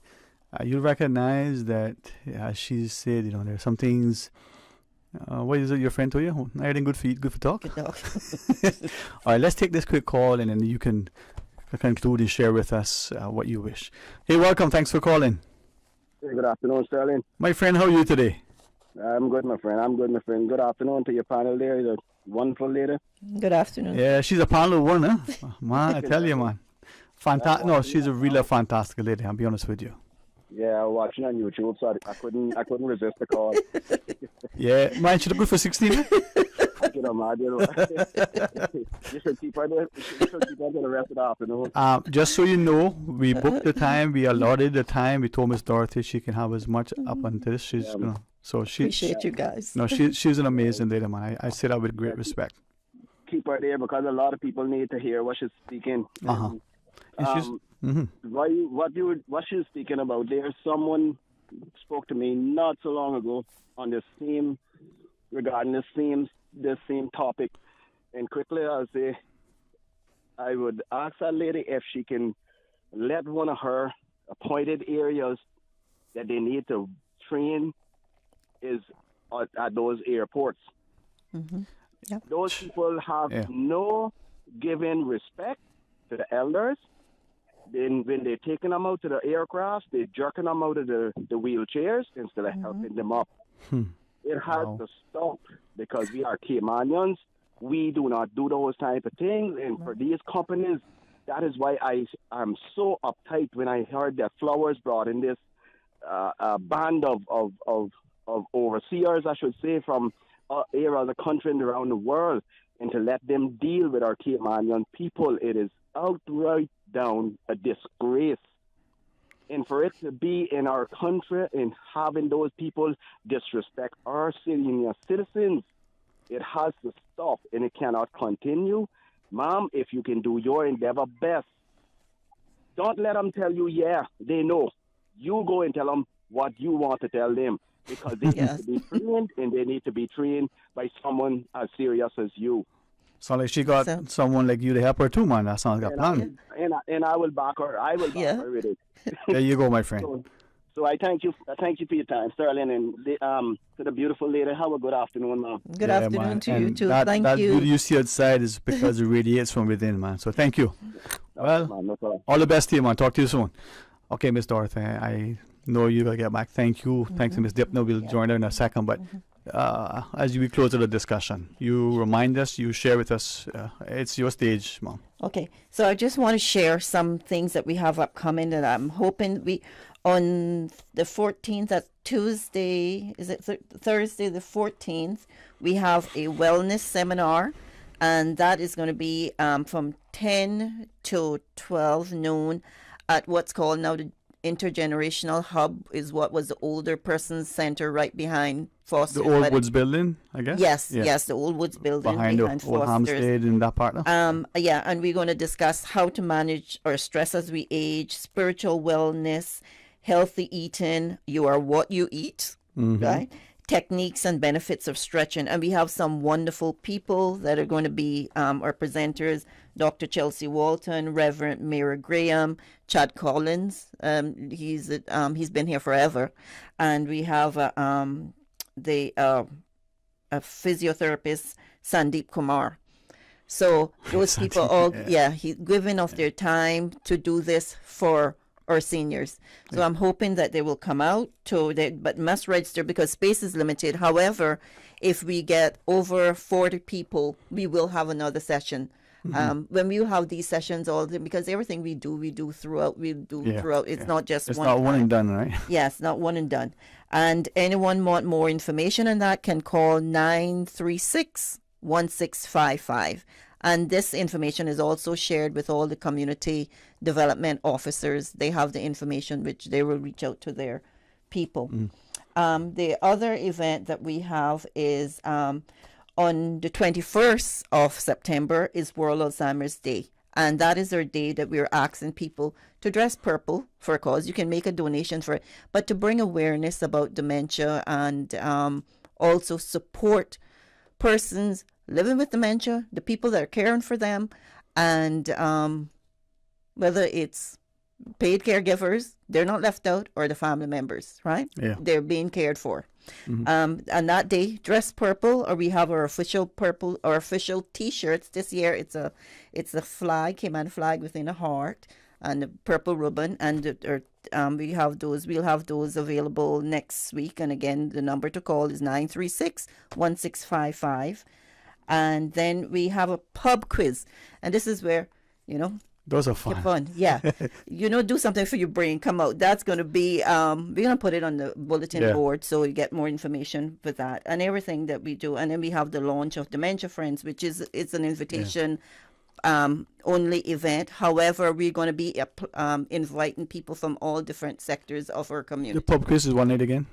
That's Thursday night, the 28th. 28th, sorry. No. Yeah, the 28th. Yeah. Yes.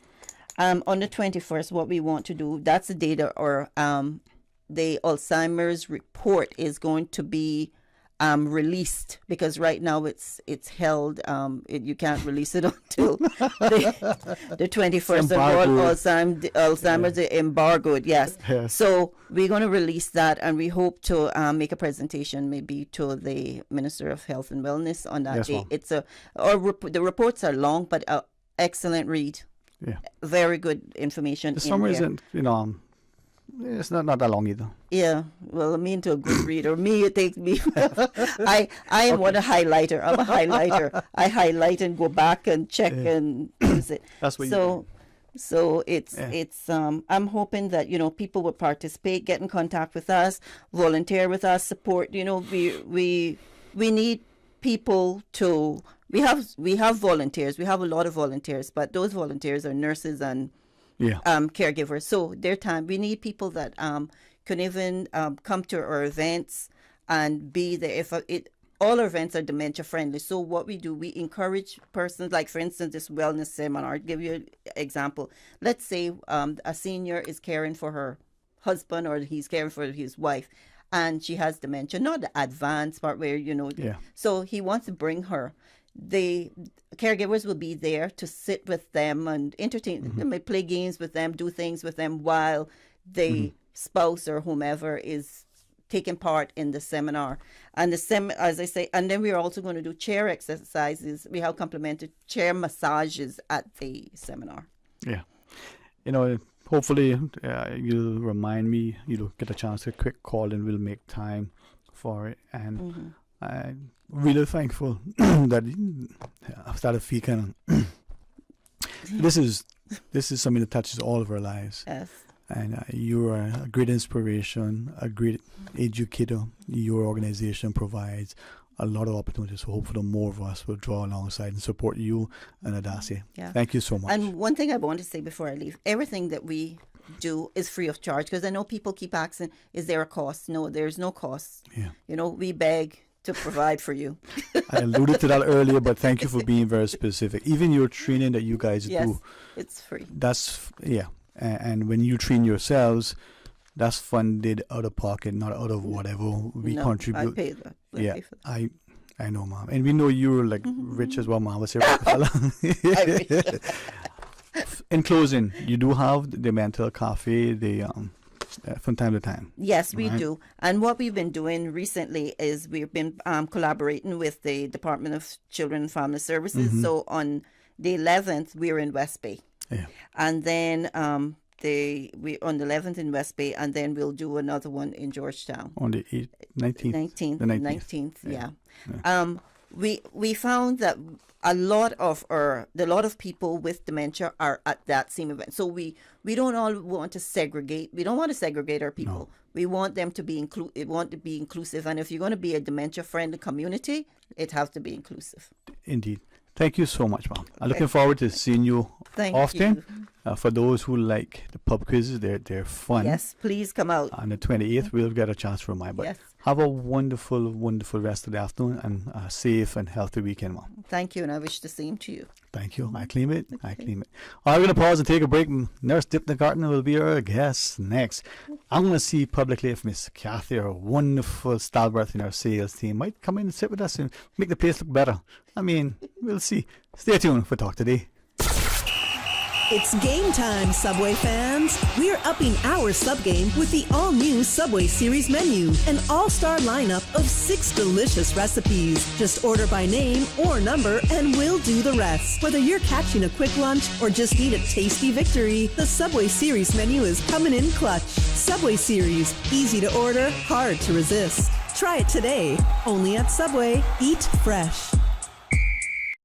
You know, as a little girl, I dreamt of traveling to faraway places and foreign lands. I tell you what though, no more dreaming. This summer, I going flying with Cayman Airways. How blessed are we in the Cayman Islands to have a very own national airline? Girl, you can fly to so many international destinations without the hassle of connecting flights. On top of Jamaica, Cuba, and Honduras, you got non-stop flights from Cayman to New York, Miami, Tampa, and even Denver, Los Angeles, and now Panama. Going to be a little cafe con leche and Hollywood Squares for this old gal this summer. Make your travel dreams come true with Cayman Airways, offering non-stop flights for non-stop adventures in Panama, LA, and many more places in between. For details and to book, call 949-2311, contact a travel agent, or visit CaymanAirways.com.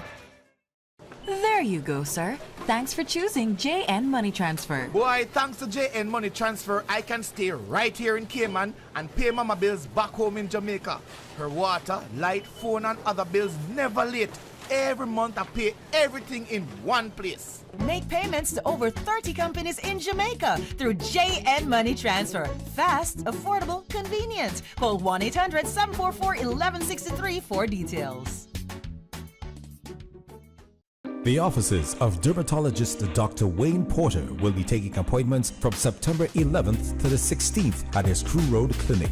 Appointment slots are limited, whether you're seeking advanced skincare, Botox, filler, cosmetic skin enhancements, or simply looking to reduce wrinkles. Dr. Porter offers a full-service dermatology and dermatological surgery practice. For more information, email dr.portercayman@gmail.com or call 946-9020 to book your appointment today. That's 946-9020. I'm Heather Bodden, MP for Savannah and a lifelong advocate for the environment. Illegal dumping is a crime, so please take civic pride in our home and put litter where it belongs. If you see someone littering, report it to the Department of Environmental Health on 949-6696. Be a part of the solution, not the pollution. Littering is a crime punishable by a $500 fine or 6 months in prison. Brought to you by the Beautification Task Force and Ministry of Tourism and Ports. 105.3 Breeze FM live. Now it's an Man Bushman representing for 105.3 Breeze FM. Hey, this is DJ Lynn. Join me Sundays from 2 p.m. to 6 p.m. on Breeze 105.3 for Beach and Reggae Sundays. Whether you're out in a boat, in the backyard, or simply on the beach catching some sun, it's the perfect way to unwind for the weekend as the sun sets on our beautiful Caribbean Sea. Join us this Sunday from 2 p.m. on Breeze 105.3 Beach and Reggae Sundays. Brought to you by Cayman Airways. Call them on 949-2311 to book your non-stop flights to Los Angeles and Panama. And Healthcare Pharmacy, located in Governor Square and Grand Harbor. Open Sundays from 10 a.m. to 6 p.m. Talk today. But I do have some questions. Talk today. Cayman Islands' foremost listeners' participation program. Talk today. Because there are more questions than answers. What the public is saying. Waging to take your calls right now. Sterling Dwayne Ebanks.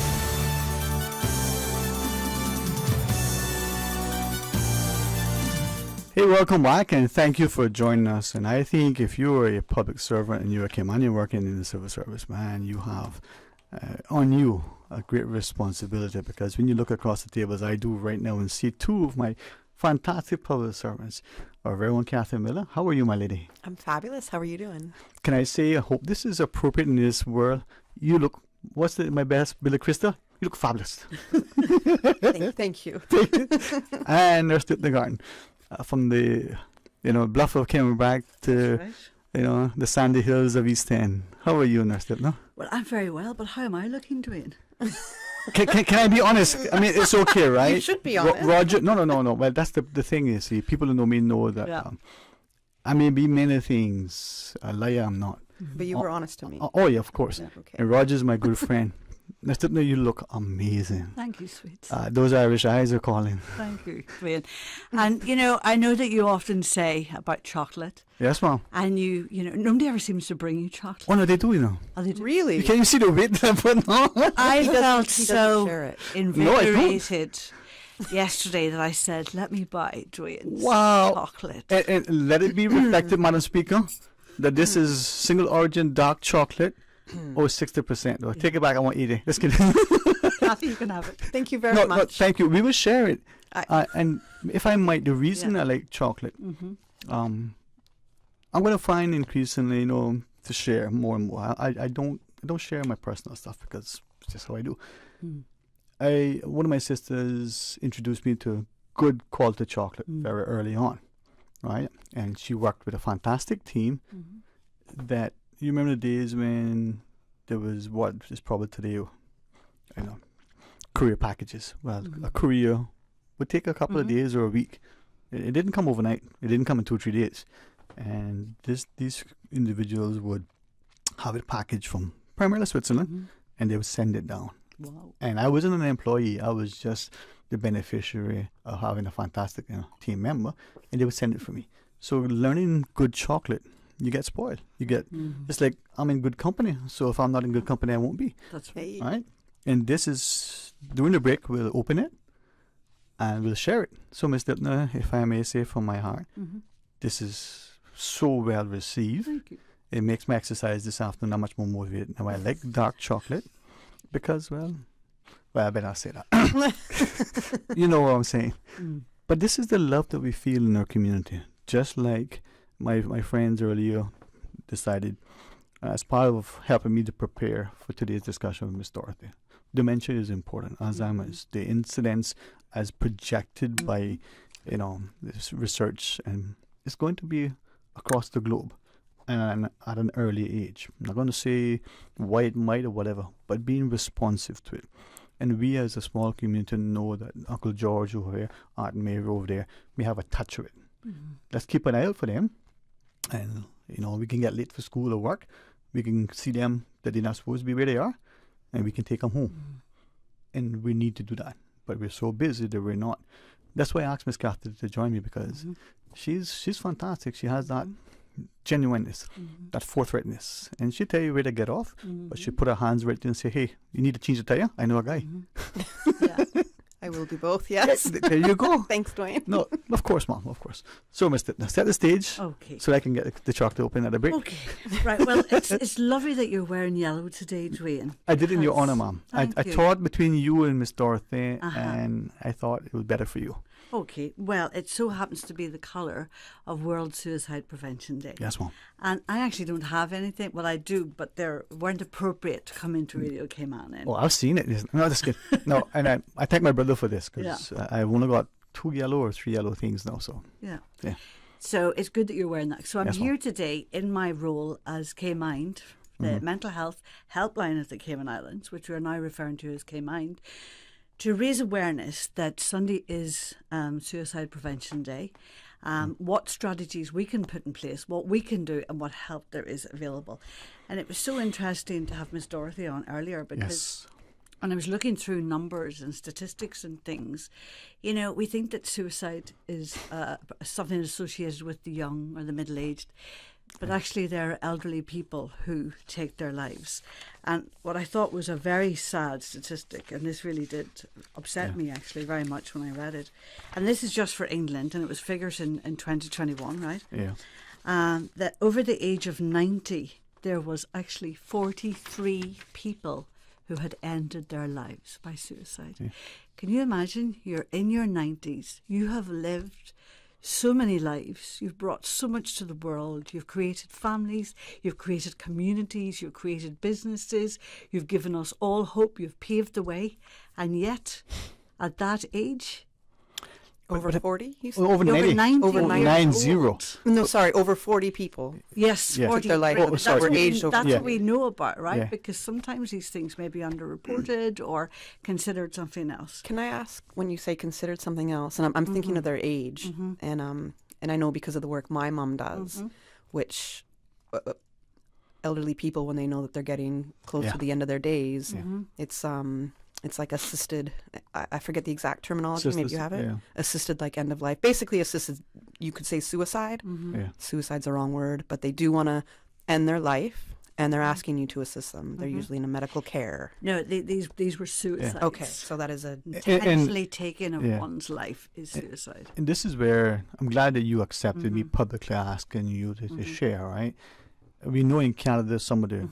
Has it been passed, but a proposed legislation that is now being discussed. She does this. Yeah. So yes, this is legal in Canada to do. And we also know from that. So today's discussion was challenging for me in many respects. This is why you're bringing this.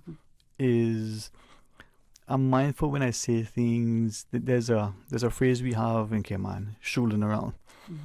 I love chocolate. I can buy my own chocolate. I make my own chocolate. I can temper it. That's not a boast. Hey, there are 2 places I'm good at. Kitchen is one of them. The things you learn on Talk Today. Yeah, if you pay attention, you actually have humility. You might actually have a little bit of humanity. But the sharing of chocolate is euphoric. There are things in dark chocolate that presumably are good for you. And just the breaking of this, right, is nice. But I've seen your statistic. I've also seen some of the other research and the discussions in the margin. A 90-year-old who is still mentally cognizant, physically able, can consciously contemplate. And in some of these, it's because the loneliness that they've experienced in the last couple of years, the understanding that if they have 1 more year or 10 years, there is 90. They may not have the financial means. They may not have that desire. At 90, in today, that you've seen all of the stupidness that has happened, all the successes and celebrations that have happened, and you're of that mindset to contemplate this, what is that saying to her about us as people? Absolutely, and about our community. And about our community. This is in the UK, not a place I'm fond of. It's England. But that is not Scotland, Northern Ireland, or Wales. So the numbers are going to be even higher. But that's one country. It says that we're not taking care of people, especially our elderly people. Well, I think it speaks also to the fact that the dynamic of families are changing, right? This and is that is the biggest change, I think, in the last, I don't know, even, 20, 30 years? I would even say, Mom, it's even magnified in the last 3. Yeah. We had to break. Yeah. But go ahead. But I think, even something you talked earlier, Dwayne, about sitting down to break bread together. Yeah. One of the most fundamental things I think that any family or any relationship, any union can do is share food together. And it's not necessarily about everybody eating at the one time because it's convenient. There's a practicality to that. It's about sharing what's going on in your life. It's about seeing how you are. It's about seeing those little changes that maybe wouldn't be so obvious if you're not sitting down at a table together. It promotes fellowship, it promotes community, and it offers support, but in such a gentle way. So I think that's been a big shift. I believe, Ms. Arthur, that the most intimate thing, and I use that word deliberately, if there's a better word, let me know, that anyone can do, the most intimate, you can think of many, is breaking bread, sharing a meal with somebody, right? More intimate than the most physical of activities, the most thing. Perhaps even more so, the second one to me is reading with somebody, with your child, your partner. Or when we come back from the break, you may hear us still munching because we're going to enjoy this spiced orange Ecuadorian dark chocolate. Ladies, I'm going to offer it to you. It's Friday, so there's no fat grams, no calories. Paul, we may or may not give you any. We'll see. Join us after the break. Please call to... If you want to chastise me, you want to correct me, you want to guide me, that's fine. I'm not going to go in the ring with you, but I might. Stay tuned for Talk Today. Follow Radio K-Man on Twitter. All the latest information, breaking news, community events, and more. Follow us at twitter.com/Radio K-Man. Today's biggest news. Radio K-Man, your voice, your choice. Local, regional, international. This is headlines from Radio K-Man's newsroom. Today's biggest news. With your latest headlines, I'm Felicia Rankins-Allens. The Cayman Islands Further Education Center invites employers to participate in its internship program for the 2023-2024 academic year. This program enables employers to offer work experience to SciFec students for a maximum of 6 months. To register or learn more about the SciFec internship program, email careers@scifec.edu.ky by Friday, September 15th. In international news, a yoga class was mistaken for a ritual mass murder scene after members of the public saw several people lying on the floor and reported it to the police. 5 police cars descended on the North Sea Observatory in Chapel St. Leonard's, Lincolnshire, England on Wednesday night. Yoga teacher Millie Laws said she thought reports of her being a mass murderer were a joke at first. Lincolnshire police confirmed everyone was safe and well, and the call was made with good intentions. A draft law banning speech and dressing detrimental to the spirit of Chinese people has sparked debate in China. If the law comes into force, people found guilty could be fined or jailed, but the proposal does not yet spell out what constitutes a violation. Social media users and legal experts have called for more clarity to avoid excessive enforcement. China recently released a swathe of proposed changes to its public security laws, the first reforms in decades. The clothing law has drawn immediate reaction from the public, with many online criticizing it as excessive and absurd. The contentious clauses suggest that people who wear or force others to wear clothing and symbols that undermine the spirit or hurt the feelings of the Chinese nation could be detained for up to 15 days and fined up to the equivalent of $680 US. These are your headlines. I'm Felicia Rankins-Allens. Today's biggest news. Radio K-Man, your voice, your choice. Local, regional, international. This is headlines from Radio K-Man's newsroom. Today's biggest news. Honey, did you get your Benzorama ticket yet? Benzorama what? The Lions Club Benzorama fundraiser. You could win a brand new Mercedes-Benz. What? I have always wanted a Mercedes. What kind of Benz? A brand new sparkling 2023 Mercedes-Benz GLA 200. Tickets are $25 for 1, 3 for $65, or 5 for $100. And you're helping to support the many Lions Club of Grand Cayman causes. Driving in my new Benz and feeling good about helping helping the community. The Lions Club of Grand Cayman Benzorama Fundraiser. Your chance to win a 2023 Mercedes-Benz GLA 200. Benzorama Fundraiser tickets are available from Lions Club members and various sales outlets. The Lions Club of Grand Cayman Benzorama Fundraiser supports numerous community initiatives, include site screening, Christmas deliveries, restoration, and social services. Talk today. But I do have some questions. Talk today. Cayman Islands' foremost listeners participation program. Talk today. Because there are more questions than answers. What the public is saying. Waiting to take your calls right now. Sterling Dwayne Ebanks.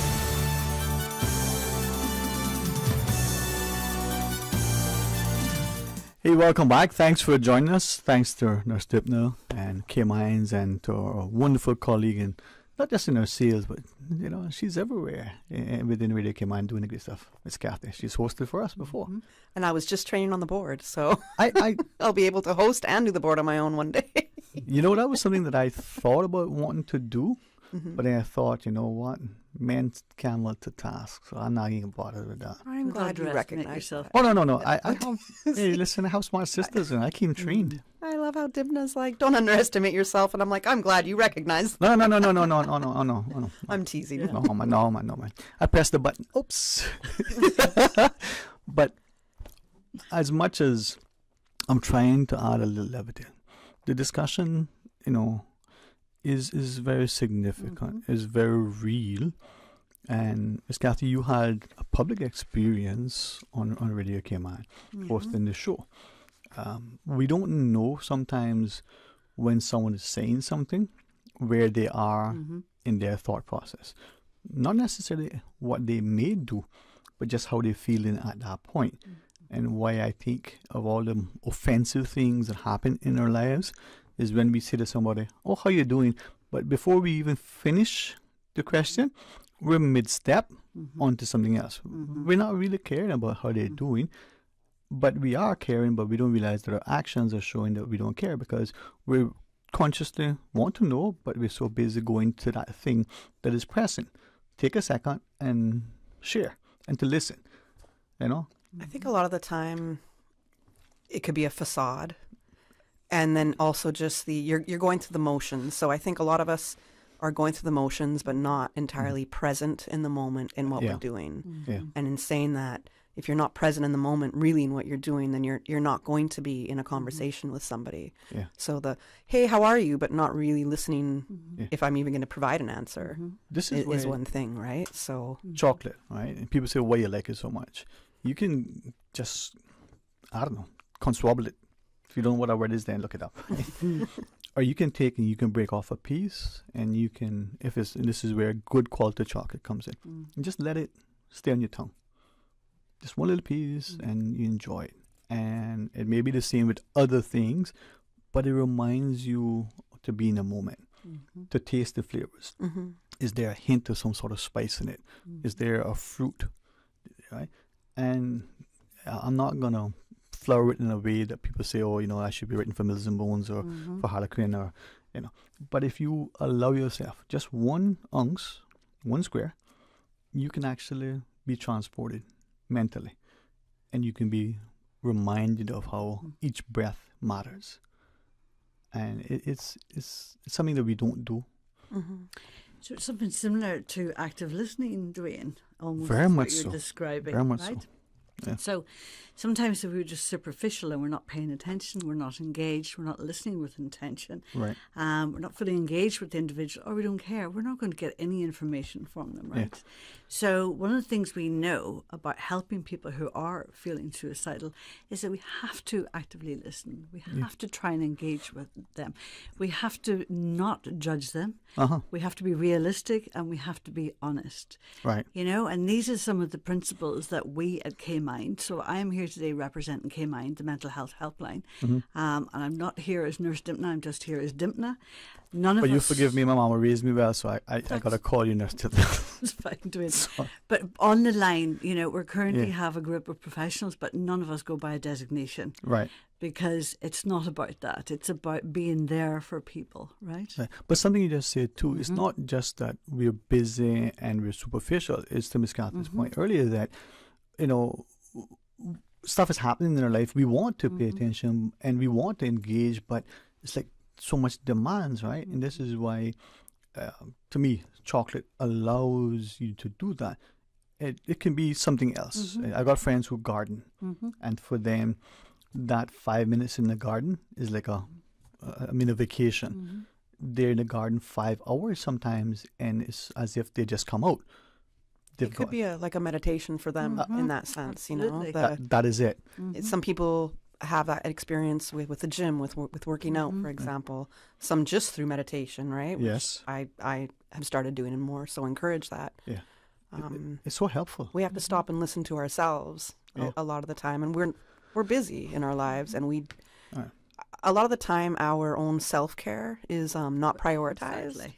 Yeah. And I think that's more important than anything else. If I can't take care of myself, how am I in the position to take care of you or children or your life, other people's lives, and your jobs and responsibilities? But we know it. We've heard two things. You can't pour from empty cup. We've also heard, and I'm not there yet to accept this. Or you can lead a horse to water, but you can't make it drink. Right. For those of us who are active listeners, someone keep asking, why do you like chocolate so much? Well, I'll share with you many of the reasons, right? And I'm glad that I got introduced to quality things early on. One of my sisters, she said, listen, you can enjoy this thing in abundance and really just eat it, just consume it. Or you can wait till you can afford the quality thing and make it something, put a little bit on your plate, you take your time and you savor it. With the chocolate, just like how you listen to someone, it's very taxing on you because you want to hear what they say, you want to engage them. Well, they said, it's no problem talking to yourself. The only problem is you start to answer. So with the chocolate, you just put it in your tongue. You just let it. You test your senses. What else are you hearing? You're coming into this space. A friend has constantly reminded me that self-care isn't selfish. I always thought it was. Where do you retreat for that 5 minutes or for that 30-minute meditation? Sometimes you just need to have something that allows you the license to feel justified in doing what you know you should, right? That savoring of chocolate does that. I see often on social media there's a couple of memes being shared. One of them I cannot relate to at all, but one of them is when people get home in their car, they just sit in their car, they turn the car off, and they sit there for 5 minutes, a half hour, whatever it might be, in complete silence before they go into their house, which to me is an indication of there's so much chaos or there's not peace in their house. So I don't know that because for me is that's my little peaceful little sanctuary, right? So I'm not married and I don't have children, so I don't have perhaps either of those things that could maybe make my home a little more less peaceful or a little less peaceful. So there's that meme, and then there's another one where my mom used to go into the room for like 20 minutes and just shut the door, complete darkness, and nobody could talk to her. And I never understood why, but as an adult, I understand why she did that. And I'm like, So these memes are really being shared a lot. And it just brings me back again to how much are we really sitting with ourselves and taking care of, ourselves. That first one you referenced, let me help you. Someone shared me. Consciously, he does this because when he goes into the home, he doesn't want to take the negative energy, all of that thing. So this is a way of decompressing, all right? Same word. Take a minute, and before he gets into the house with the children, the dog, the goldfish, and not bring in anything that's going to add to whatever is happening there, right? Now, some do it because they're like, oh my God, I got to face this. Oh, what does he want today? I didn't consider that first perspective that you gave, And that helps. I did it in reverse. I would walk. I would leave work and walk because I never wanted to take my personal to work and I wasn't taking my work to home. right? And sometimes the walk was 5 minutes. One day I walked from the town hall, right, to Plantana. Wow. Consciously. I only to find out two things. Two friends say, but boy, you cheap though. What do you buy a car? I got 3 cars, Bobo. Right? And 2, you gone off for? I said, no, I'm actually sensible. I won't tell what year this was, but put it this way, I was in my 20s. Okay. I understood that, and I thank that man to this day for sharing with me the importance of finding that thing that grounds you, that connects you, that makes it so that when you get to where it is you're going, right, you're in a better space, in a better place. Because if not, I'm going to jump on you as my sibling, as my spouse. I'm going to complain to my dog about, well, you can't walk yourself. They have nothing to do with that. That's me projecting words I didn't know, practices I employed. Well, this is one of the good things I think about K-Mind and the helpline is that, you know, if someone is feeling very stressed out and feeling the need to decompress and not knowing what to do or where to go or how to manage that we are a resource. So I never want to let people forget that. It's not just that you need to have, you know, an acute mental health problem or a long-term or chronic. It can be any of those things. We're there for it all, Dwayne. You know, all we want to do is try and help people and cut things off at the past before they develop, they magnify into something bigger, lose traction, and then you don't feel that you have control. So it's about looking at what control you have and managing that. To be reminded that you're not alone. We do have a caller, Mr. Carl. Do you want us to take that call? Wonderful ladies. I use the headset to keep my hair in place, but I invite you to don it the same if you so choose. Hey, welcome. Thanks for calling. Okay, well, you know what? Caller's gone. Yeah, I was going to make a joke, and it's like many people a false start, but I'll leave it be. Do we need to take the break, sir? I wasn't paying attention. Do we need? Oh, yeah, we'll take the break. And when we come back, Ms. Lipner, you share with us some more? Yes. Hey, join us after. It may feel like a Friday, but it's at the end of the way. We're a part of it, so we can make it happen positively. Stay tuned. You know, as a little girl, I dreamt of traveling to faraway places and foreign lands. I tell you what though, no more dreaming. This summer, I'm going flying with Cayman Airways. How blessed are we in the Cayman Islands to have a very own national airline? Girl, you can fly to so many international destinations without the hassle of connecting flights. On top of Jamaica, Cuba, and Honduras, you got non-stop flights from Cayman to New York, Miami, Tampa, and even Denver, Los Angeles, and now Panama. Going to be a little cafe con leche and Hollywood Squares for this old girl this summer. Make your travel dreams come true with Cayman Airways, offering non-stop flights for non-stop adventures in Panama, LA, and many more places in between. For details and to book, call 949-2311, contact a travel agent, or visit CaymanAirways.com. Freedom, Cayman Brack. Freedom, Little Cayman. Soft breezes, blue waters, no traffic. Unwind and rejuvenate your mind, body, and soul. Sister Island Staycations, a taste of freedom. Discover all that our sister islands have to offer. Get ready for more with Digicell's all-new prepaid plans. More any-use data to browse. Entertainment data for Netflix, Spotify, YouTube, and TikTok. Plus, stay connected with endless social data for Snapchat, WhatsApp, Instagram, Facebook, and Twitter. With Digicell's new prepaid plans, you'll never miss a beat. Activate in the My Digicel app today. Digicel. Better connected. I'm Liani Tibbetts, Miss World Cayman Islands 2022, and I need your help to keep Cayman clean. When you're out and about, please dispose of your trash in the proper containers. Do not throw trash out of your car or leave it on our beaches. And if you see litter, take a moment to pick it up and dispose of it properly. Be a part of the solution, not the pollution. Littering is a crime punishable by a $500 fine or 6 months in prison. Brought to you by the Beautification Task Force and Ministry of Tourism and Ports. Attention all gaming enthusiasts, cosplayers, and technical aficionados. Experience the highly anticipated revival of the Caribbean's premier esports and gaming convention, taking place on September 30th and October 1st at the John Gray High School Gymnasium. Gamers Bay 7.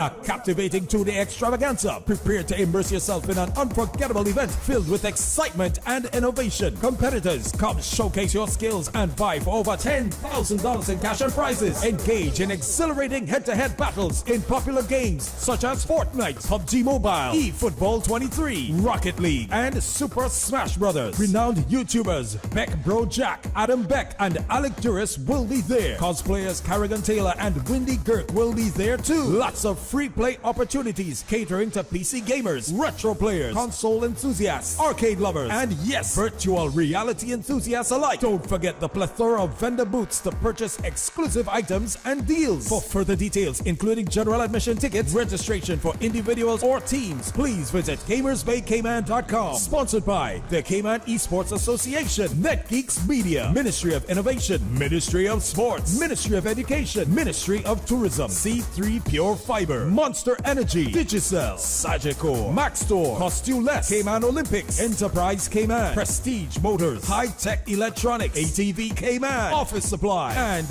Radio Cayman. Gamers Bay 7. Talk today. But I do have some questions. Talk today. Cayman Islands' foremost listeners' participation program. Talk today. Because there are more questions than answers. What the public is saying. Waiting to take your calls right now. Sterling Dwayne Ebanks.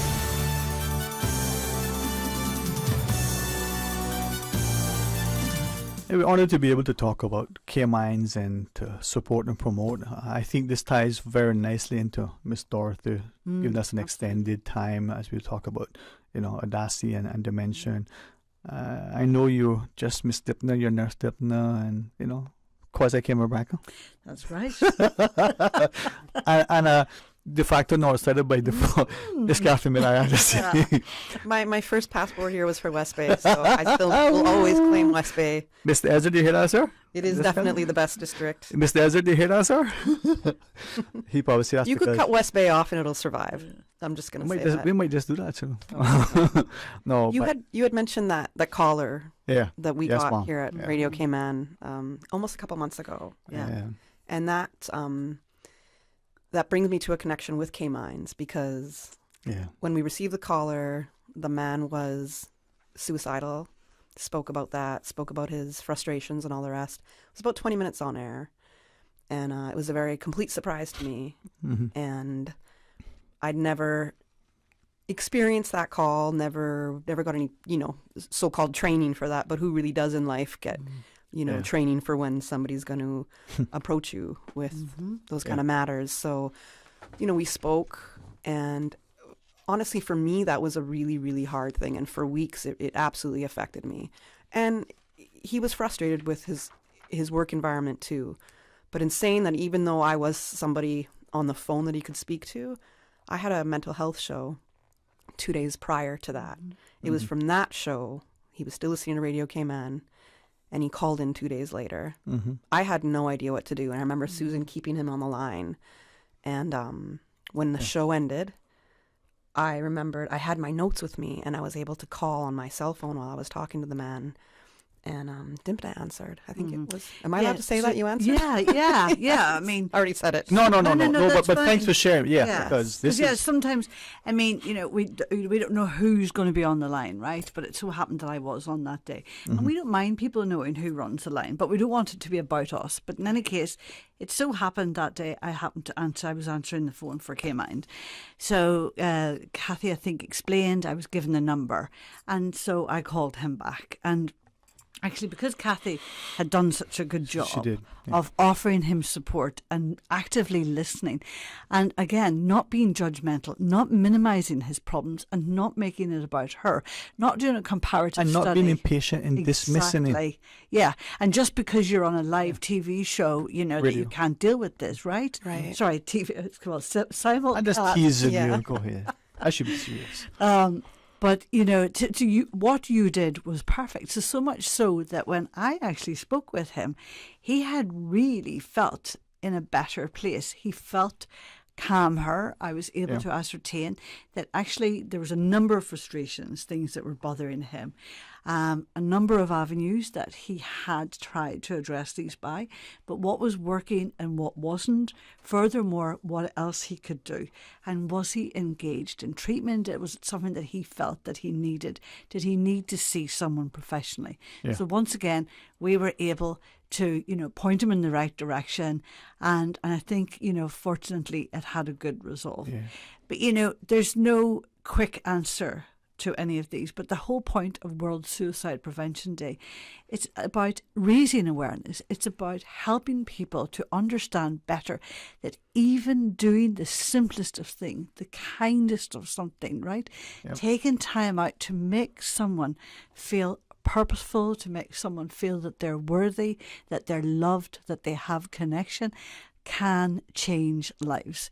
And as I like to say, I think what we're really striving to do is it's about breaking ground to keep people above ground. Dwayne, because unfortunately we know that the number of people who take their lives by suicide is increasing. Yeah. And it's more men that are successful at their attempts. Exactly. Yeah. And, and it's actually almost 3 times the number, right? I mean, it's very high.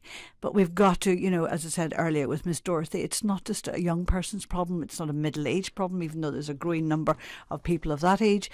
It's an elderly problem too, it affects everybody. And it's the people then, the impact on the community, the social, the economic, the structure. I mean, it doesn't just affect one person.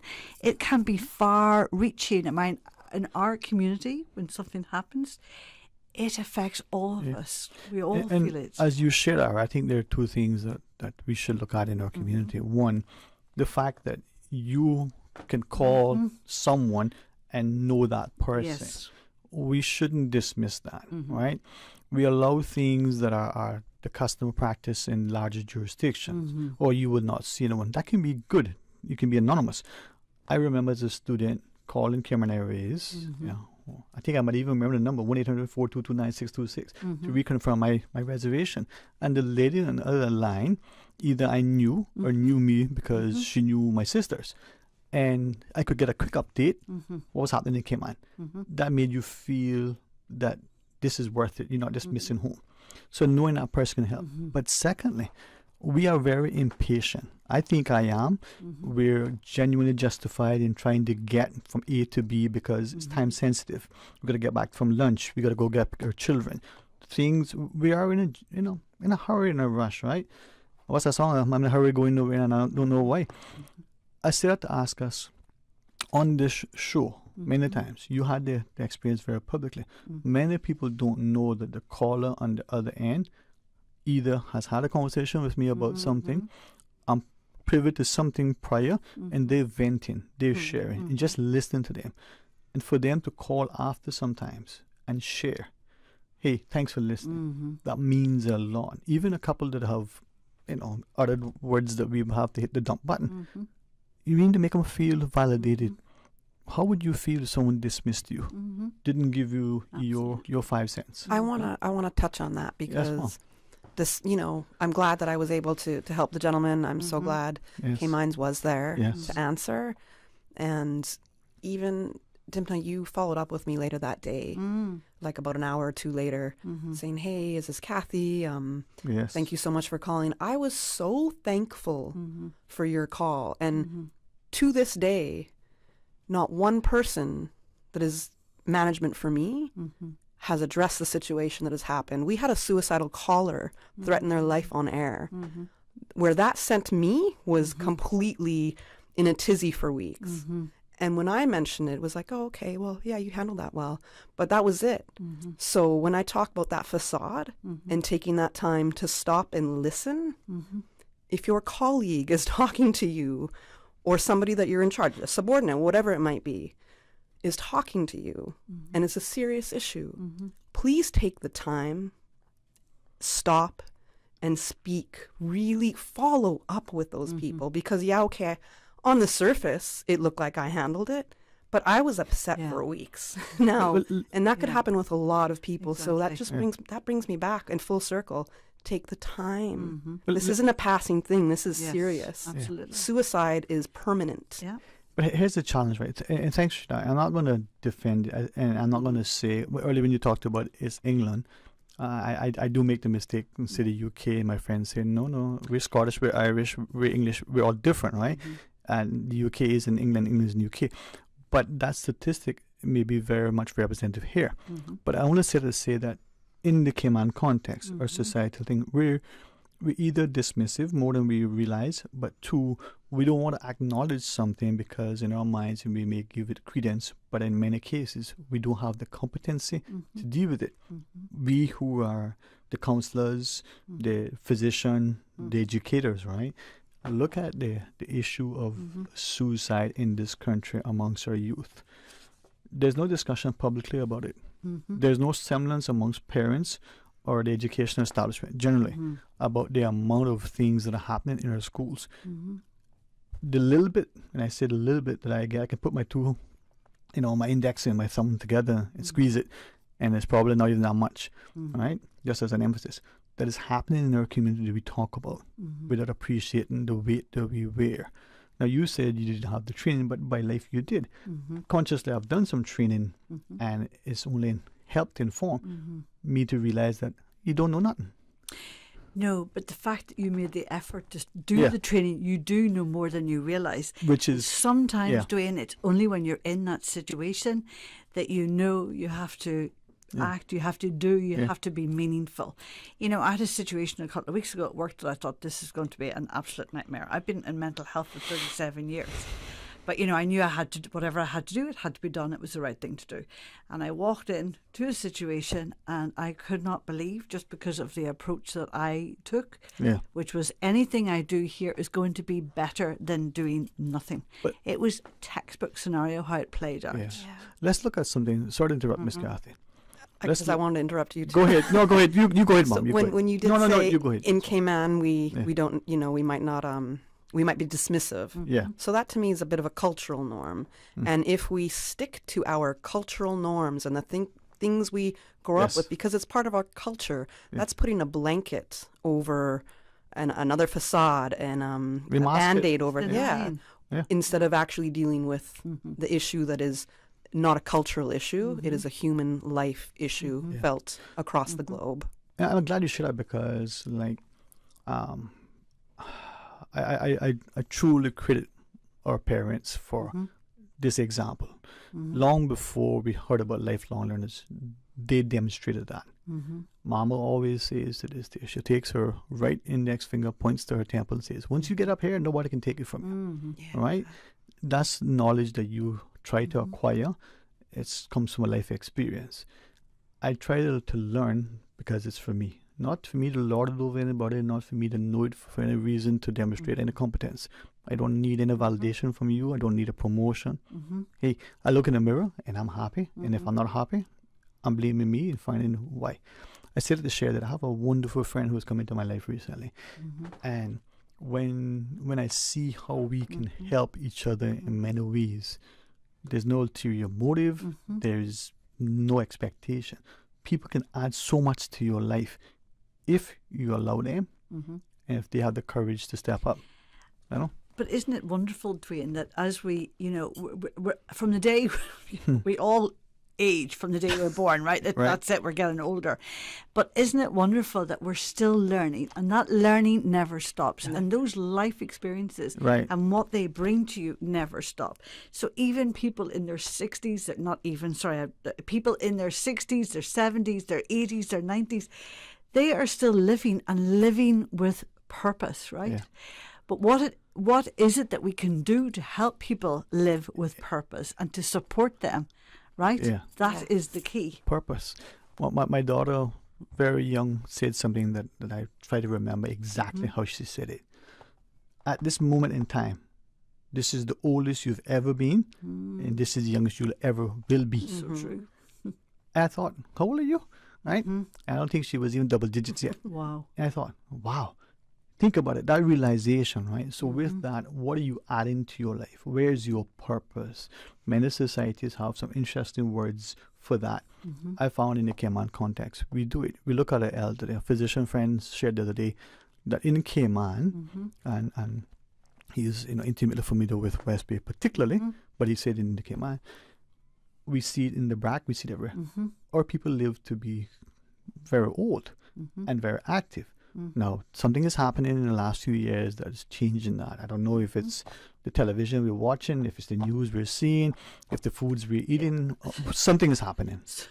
All right? Technology. It could be the politician we elected globally. I don't know. Yeah. But something's happening. We're not enjoying life. We're not getting the enjoyment out of life, right? But we're not having this either. These frank discussions that put things on the table, like you just said. If our societal norm is to not acknowledge that thing because it's a difficult conversation, we come to work and we put on a mask. I walk through that door and I better present with some energy. Doesn't matter that my friend just went and got a unfortunate report from the physician. That I have to deal with it, right? We're not loving one another with the agape love. Well, we're not doing a lot of stuff. We're not eating chocolate enough. Yeah, no, but what you're saying is so true, Yes, Dwayne. It's simply about being kind, Yeah. It's about taking time. If you see someone who is in distress, don't be frightened of approaching them. There's a great story about a guy called Johnny Benjamin who happened to be on, you've heard this before, right? Who happened to be on Waterloo Bridge in London. And he was actually he was hospitalised. He was being treated for a schizoaffective disorder, right? But he was he was not very well at all. He felt that he was a character in the Harry Truman Show and so forth. And he got himself to Waterloo Bridge and he was determined that he was going to end his life, that he was going to die. There happened to be in the thick of all those people who were walking through, there was one guy who observed him and he said something not right there, and he stopped and he was able to engage with him. He was able to keep him present as to where he was long enough until emergency services were able to get him. That guy became very well, stable, and he's done so much to champion mental health. But if I can take it back to K-Mind, and the program that we're going to be working with was kind of like looking at the Samaritan training, right? And very interesting story about the Samaritans. So the Samaritans were formed in the mid-50s in England by an Anglican priest called Chad Virage. I like how you remember names. Why? Yeah. Jeez. But names are very important, Dwayne. I know. So when you're talking to people, it's important. It makes people feel listened to, right? So it's an like Northern how you do Irish it. habit, but it's a mental health thing as well. Yeah. Anyway, so he had to perform a burial of a young girl. She was 14 years old, and she had ended her life because she had started to menstruate, and she thought that she was dying. She thought that she had a sexually transmitted disease. So when he finished the burial, he looked into the grave and he said, "I'm not going to let you down. I'm going to do something with this." This is the 1950s. Yeah, 53. People didn't understand that. Yeah. And he went then ahead and he, spoke to his parishioners. And of course, she wasn't dying, but she was menstruating. It was a normal part of growing up. He reached out to them, and this group of volunteers formed together and assembled, and that is where the Samaritans Helpline came from. And now, they have branches across the world, and I'm pleased to say that K-Mine has been, we're now on the Befrienders Worldwide platform, which is the worldwide platform of the Samaritans. So if someone happens to be in the Cayman Islands or is resident here or coming to visit or whatever, we don't care who you're for, where you're from. If you're here on these islands, this service is here for you. But we are there, and we will be moving ahead with the training, which will be open to lay people to train. But let's take that from just that example, all right? I'm glad you shared that with us. Let's look at two things. Right now, some media accounts are showing that expeditionists in the Antarctic, the female expedition, are having a challenge that when they're on their monthly cycle, their colleagues, these are scientists, these are people with significant academic credentials, can't talk to their peers about what is a normal thing. Yeah. This is 2023. 1953. It's amazing. Right? An issue. Sorry, the females can't talk the to the females male? are having a challenge, right? They're out in the Antarctic, and they need to be accommodated or whatever, and the sexual harassment, the teasing, the uncomfortableness, right? Now, I don't have no desire to go out there, but I can imagine that they shouldn't have to go out somewhere out back to do something. And that's what's happening today. Right? It's not 1853. We haven't gone much further in terms of being loving, kind, accommodating, respectful, sensible. And these are people with multiple PhDs. And okay, the young lady from India some years ago, I forgot what the program. That's why I love how you do names. She no, not India, it was some part of Africa. She recognized that amongst her peers, because of their religious practices, having discussion amongst the girls. So she came up with sanitary napkins. The program name will come back to me, to be able to educate them and talk to them, because that discussion doesn't take place. This was probably 4 years ago, that I maybe a little more now, because I don't know, 3 years seem to be like centuries. But these are the things that are real, that are causing people to harm themselves, are causing people to be isolated. Have we really advanced now, Stephen? I think we have, Dwayne, but I'm talking about the Cayman context, Yes, right? And I always believe in being positive, so I always believe in seeing where we have come from in my experience here, in my time here. Now, it's interesting that we also have mental health court, right? So I've talked about mental health court before in the programme, and it's an excellent court that we're involved in. But someone that was in mental health court the other day stood up when it was their time to go in and be presented with being the doc, if you like, and they spoke of their challenges, and one of it was a female, and one of the things that they spoke very eloquently and very succinctly was the challenges of having money to buy. Yes. Pads, tampons, like female needs for menstruation. And no one, and I have to say, and the courtroom was pretty full, because, there was quite a group of us there, and nobody laughed, nobody joked. People didn't even seem to sigh. But it was just, apart from the fact that, yes, she's so right. How can we help people do better? How can we help them manage? And this is the realities, right? I mean, I say sanitary napkins being whatever. I like the way you put it bluntly, right? Because in the Cayman of today, not your mental health course, in our high school, right? A young girl in a house with mother, sisters, and grandmothers, right? The absent father, being a nuisance he is, luckily has some other one that can reach out to, who has the money, who has the compassion, and has made whatever it is, the connection. It's okay, let me go and buy these things for you. Now, I've got some male friends who are fathers that are phenomenal examples, and they take their daughters, or they go in there and buy it. I saw, I won't say who the person is or the connection. It was so fantastic. He's in the aisle, he buys the thing, he gets on the phone, and he's talking, and I'm with him, and he's like, okay, not sure which but because they don't have the one that you want. And he goes, the cashier, female, the male guy in line makes the most unfortunate comment. The guy turned to her and said, listen, I'm not a violent person, but if you don't move yourself from here, they're not going to find that left of you. Right? And something had happened. He thought his daughter had her supplies, right? The mom wasn't there, and he needed to get this to her because, she's uncomfortable. She needs it then, right? I thought, wow, that is a father, right? His voice wasn't as loud as mine is to you. His demeanor wasn't as harsh as mine is to you. Your mine isn't loud nor harsh. No, right? no. And I want to see that guy again at some point to see if it's changed him. But the ignorance, or as Peter Millman would say, ignorant, right? Yeah. But that's what's happening in the community. And this is only talking about a natural biological thing that's happening early and early in our young ladies for whatever reason. Can you imagine if they're feeling bullied and pressured and they don't know where to go? Inadequate, and they don't know where to go? And their self-esteem is already impacted. Yeah. And they're feeling that they have no worth, that they're purposeless. I mean, these are all things that put people and young people at risk of harming themselves. Yeah. I recognize that it's Friday. I recognize that these are two very heavy discussions, but they don't have to overwhelm us. I recognize that Monday is the anniversary of Hurricane Ivan. Maybe it'll cause us to do two things. Value the community in which we live.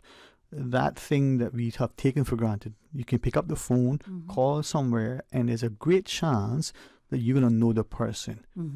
But you also recognize that the community has grown and changed so much that you probably don't. The person on the other end really don't know you from Adam, don't care less. Let's check ourselves. I think it takes effort Mom. from each person individually. And you have to have it in you. It has to be innate that you actually care about people, that you do care about your neighbors, that you care about the people you're working with, that you have to interact with every day, even if it is a stranger, that you care at the fact that they're sitting there, begging for food or whatever it is. Some, it's not really for food that they're begging for, but some you do know it's genuine. Exactly. You just have to care because if anything, life is just about people and community. When we didn't have all this technology and all this knowledge for everything else, we learnt from each other, from the tribes, from those kind of gatherings that we've had. From, you said, the families kind of breaking down a little bit. Yeah. I mean, families go back to tribes in that sense. Those little kind of villages. Know your tribe, man. Right. Yeah. So it just, I had a conversation with a Canadian girl in Chicago. She's around my age. She's now living in Chicago, and it was a discussion more so about Americans feeling, that they all want their gun laws and they don't want those being taken away and blah blah blah. And she was very much playing the devil's advocate for everything that I would kind of bring up and say, well, these things are problematic. Well, this is why everybody moves to America. And I'm like, people aren't moving to America because they can own guns. That ain't it. They're not doing that. But her thing was very much like, well, if these are our rights, we should all have them. And, just kind of follow what the law is. I'm like, see, there's so many problems. Let people do whatever they want to do. It's not affecting you. Let people do it. And I'm like, but it is affecting us. Yeah. And if we stick our heads in the sand and just focus on our lives and what's going on with our lives and our immediate families and not care because we don't have the energy to expend over there or we don't want to get involved or whatever, we're just trying to play it safe. That's really, in my opinion, what the powers of be want. So they can go ahead and do whatever it is that they're doing with kind of global New World Order, in my opinion. And when we start only thinking about ourselves and keeping that focus, we lose that sense of community. And I was like, I guess we're two very different people. So you're going to be the person who just is going to stick your head in the sand, and I'm going to be the person who does care about community. Because one thing lockdown taught us with COVID, one thing that taught me was how much we need each other. We need community. But also I think it taught us that there are would-be despots within our society. And I've been very deliberate in saying that we were all under house arrest. I've had lawyers from this jurisdiction and others that I've consciously asked, and they've examined the different, I don't even call them regulations because some of the courts have determined, and even some of the little areas, these were unlawful, right? So I'm not going to go there. But they were so significant in two respects. As a people, we're very compliant, law-abiding, and civil. We want to do the right thing because we care about you. But to what extent? But do we care about you enough to question whether what a government is trying to do, irrespective of the motivations, is it the right thing to do? One attorney, just as an example, shared that if a prisoner is in a particular space with a particular sentence that says you only allowed 1 hour every week or 1 hour a day, that prisoner needs to get that space to exercise the sun or what have you. If not, there's an issue. Our students, not just our travelers, not just our elderly, but our students, young, agile minds, seemingly healthy, come to Cayman, they put in this room, and in the absence of a balcony, they cannot come beyond that door. They cannot step a foot. People hate out. The food is placed on the ground like a dog, and then you come to retrieve it. If that child was to leave that room, what did the sanctions say? fine, imprisonment, probably shot on sight. I'm being deliberately offensive and egregious because that is potentially some of the things that were being felt in many jurisdictions. Yeah. What did that do for some of them in that space, right? Well, that was one of the reasons, Dwayne, why the mental health helpline Yes, ma'am. was set I up remember. to address Yes, ma'am. people that were in those situations, that were in confinement, both in those facilities and at home. There was, as we know, there was many people living by themselves, right? They weren't able to go to work. There was a lot of challenges. I spoke at the time about people who had lost partners, who had had deaths in the family, who were going through bereavements. Can you imagine? You've just lost your husband of 30, 40 years and you're living by yourself and you're on your own. I mean, these were all things, and that was the purpose of the helpline, K-Mind. So grateful that a good friend and colleague of there, Mr. Paul, always believes that conversation is crucial in this community, but we're well into overtime. Well, I'm like, wow. No, he is understanding that this is beneficial to our country and is very timely, but we have to end as we're 22 minutes in. But can I just wrap it up? Yes, ma'am. Yes, quick ma'am. Things, old heart. So back in. So the theme of this year's Suicide Prevention Day is hope through action, and what that means is it's about reassuring, it's about informing the public that there's always hope, right? There's always something we can do. If there's someone who is in a desperate situation who you're very concerned about, please reach out, please speak to them. Don't be frightened to speak to someone who you feel may be at risk of harming themselves, who wants to end their life, and don't be afraid to ask them, are you thinking of ending your life? Are you thinking of killing yourself? Okay, what can we do? What help do you need? How can we get you through this, right? But we need to look at, also strategies that people have used in the past. Okay, what's got them through difficult times? Because we've all been in some big cities in dark nights, right? And as I often say to people, today is not your darkest night. You are here. We're present. We will get you through.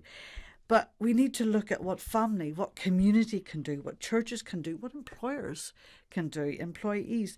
The more we come together, the more we work together, the more we speak, the more honest we are about feelings, about how people are not coping. And rather than dismissing it, sweeping it onto the carpet, be open and honest. Now, there's a very good course that I did, and this is for the public, right? And it's from the Zero Suicide Alliance, right? And it's about educating people about suicide awareness, prevention, and how to cope. There's a very good little video in there about a taxi driver who picked up a young lady one evening in the early hours of the morning, not looking very well, seeming a bit emotional, and he just had a gut feeling that something wasn't right. He was able, again, to hold her, to engage her in a conversation. She wasn't willing to talk initially, and this is very often the thing, that people may not want to talk, but be patient. Don't force things on people, and just be there for them. And what he did in that video, there's a similar one. He didn't take advantage of the situation. Absolutely. He didn't do what sadly many would extract something, money or otherwise. No. And that, unfortunately, is what some in this community are doing to those vulnerable people. Yeah. Thank you for the chocolate, but what And the final thing is that the number for K-Mind is 1-800-534-6463. Please reach out to us. Ours are currently 9 to 5, but we are going to be changing those and opening it up to an evening sessions, because we recognise that there's a lot of help during the day, but maybe not so much in the evenings. But K-Mind is there for you. We've just today got some of our promotional stuff in, so I'm going to be happy to be getting that out there so that people are more familiar with the line. Come back on. So that was my last. We know that number works. Thank you. 1-800-534-MIND. Yes. Okay, K-Mind. So thank you for that. Thank you as a wonderful colleague and co-worker, but for accepting the invitation. See, things happen. I don't believe in coincidences. You were here training. You were willing to come in. And any final thoughts from you, if you wish? No, it's just, take the time to listen. It's a lot easier to be kind than it is to be intentionally mean and rude to somebody. And just take the time. K-Mind is there. It worked for, I don't want to say worked, but it was very much helpful in the sense when I know Radio Cayman is effective. If we had somebody call us saying that they want to take their life and how they're feeling, and I'm able to call K-Mind, 1-800-534-MIND, and you connected us, and I was able to connect you to that person, we are effective. People are listening. The conversation matters. Keep having it. Yeah. And just like it takes more muscle to frown than it is to smile, it takes more energy to be mean, malicious, and vindictive. You got to keep it up. Yeah. I mean, honestly, right? And thank you very much for coming. Thanks for what you do. And thanks to this community. We have a wonderful place. I wrestled within my spirit for weeks as to whether I would share it publicly, right? And it took me until Wednesday to say yes, because I felt like many things. We don't do it because we're embarrassed, we're not courageous. Monday is the anniversary of Hurricane Ivan. I've said to people, in your own right, however you wish, whether you want to challenge your colleagues to raise funds to support K-Mines or Adasi or your school, that's your own thing. You want to do publicity, that's your own thing. But join me, I'm going to wear my K-Man shirt. You want to wear a K-Man tie, a cuff link, a pendant, a color, whatever. We do it for celebrating all sorts of stupidness. We do it to celebrate things that are significant to us. This should be one. If we were in K-Man then, we can say we survive. But we're in the K-Man now. A lot is happening in the world, and a lot is happening here that we have little or no understanding. And like, as you share with your friend, many of us bury our heads in the sand to believe that if we don't acknowledge it, it doesn't exist. Mr. Roy Borden has said to us, don't ignore that niggling feeling when it comes to your health. That little thing, right? Yeah. If you get it now, early, what was it, the Lions Club, Top Gardens, early detection, right? Early prevention, So Monday as a way to be appreciative that we are alive and we can be positive, we can do something now. Wear something K-Man, right? Has nothing to do with you disrespecting your ancestral links or anything else. It's just being grateful for the time in which we live. And as you said, Ms. Kathy, coming together, being our brother's keeper, caring about one another and helping each other. You just don't know how that kind word or that 2 seconds of listening can mean the difference. Never underestimate kindness. Your thing that day, as I listened to that, only because I've experienced it, to understand what it means. And it's nothing like having someone tell you something and you know they're not joking. And you're shaking in your boots because you're not sure whether what you're saying is going to make any difference. And when that person does or whether I triggered them. That was my thing. Did I trigger this person in the so. Or worse yet, you listen and you think you've done all you can. And the next day or the next month. The next day there was a suicide attempt. Okay, in the morning there was a suicide attempt, but it was a female. Yeah, people don't understand how real this is. And they don't understand that sometimes it's the person talking to you that has done it, has tried it, has contemplated it, and it's increasing. This is not to be inflammatory, it's not, this is the reality. And so, but it is preventable. So let's be there for each other. Exactly. Thanks, Mr. Thank you, Dwayne. Hey, Kathy. Thank you. Thanks for the chocolate, and thanks to all of you. Hey, I say that I'm like time. I can be your best friend or your worst enemy. You just decide which way you wish to embrace me. Please join Mr. Art. Come on the morning for the record. If you so choose, I invite you to wear, something K-Man. Your K-Man shirt, your K-Man tie. Drink from your K-Man mug. This, I believe, is one of the better places to be. And let's respect it, let's appreciate it, let's value it, let's come together, and let's ensure that our safety, security, stability, the economic, the political, and the social are always exhibited in our actions and endeavors. Have a very safe and peaceful, productive, and pensive weekend until Monday. Talk Today is brought to you by Subway, open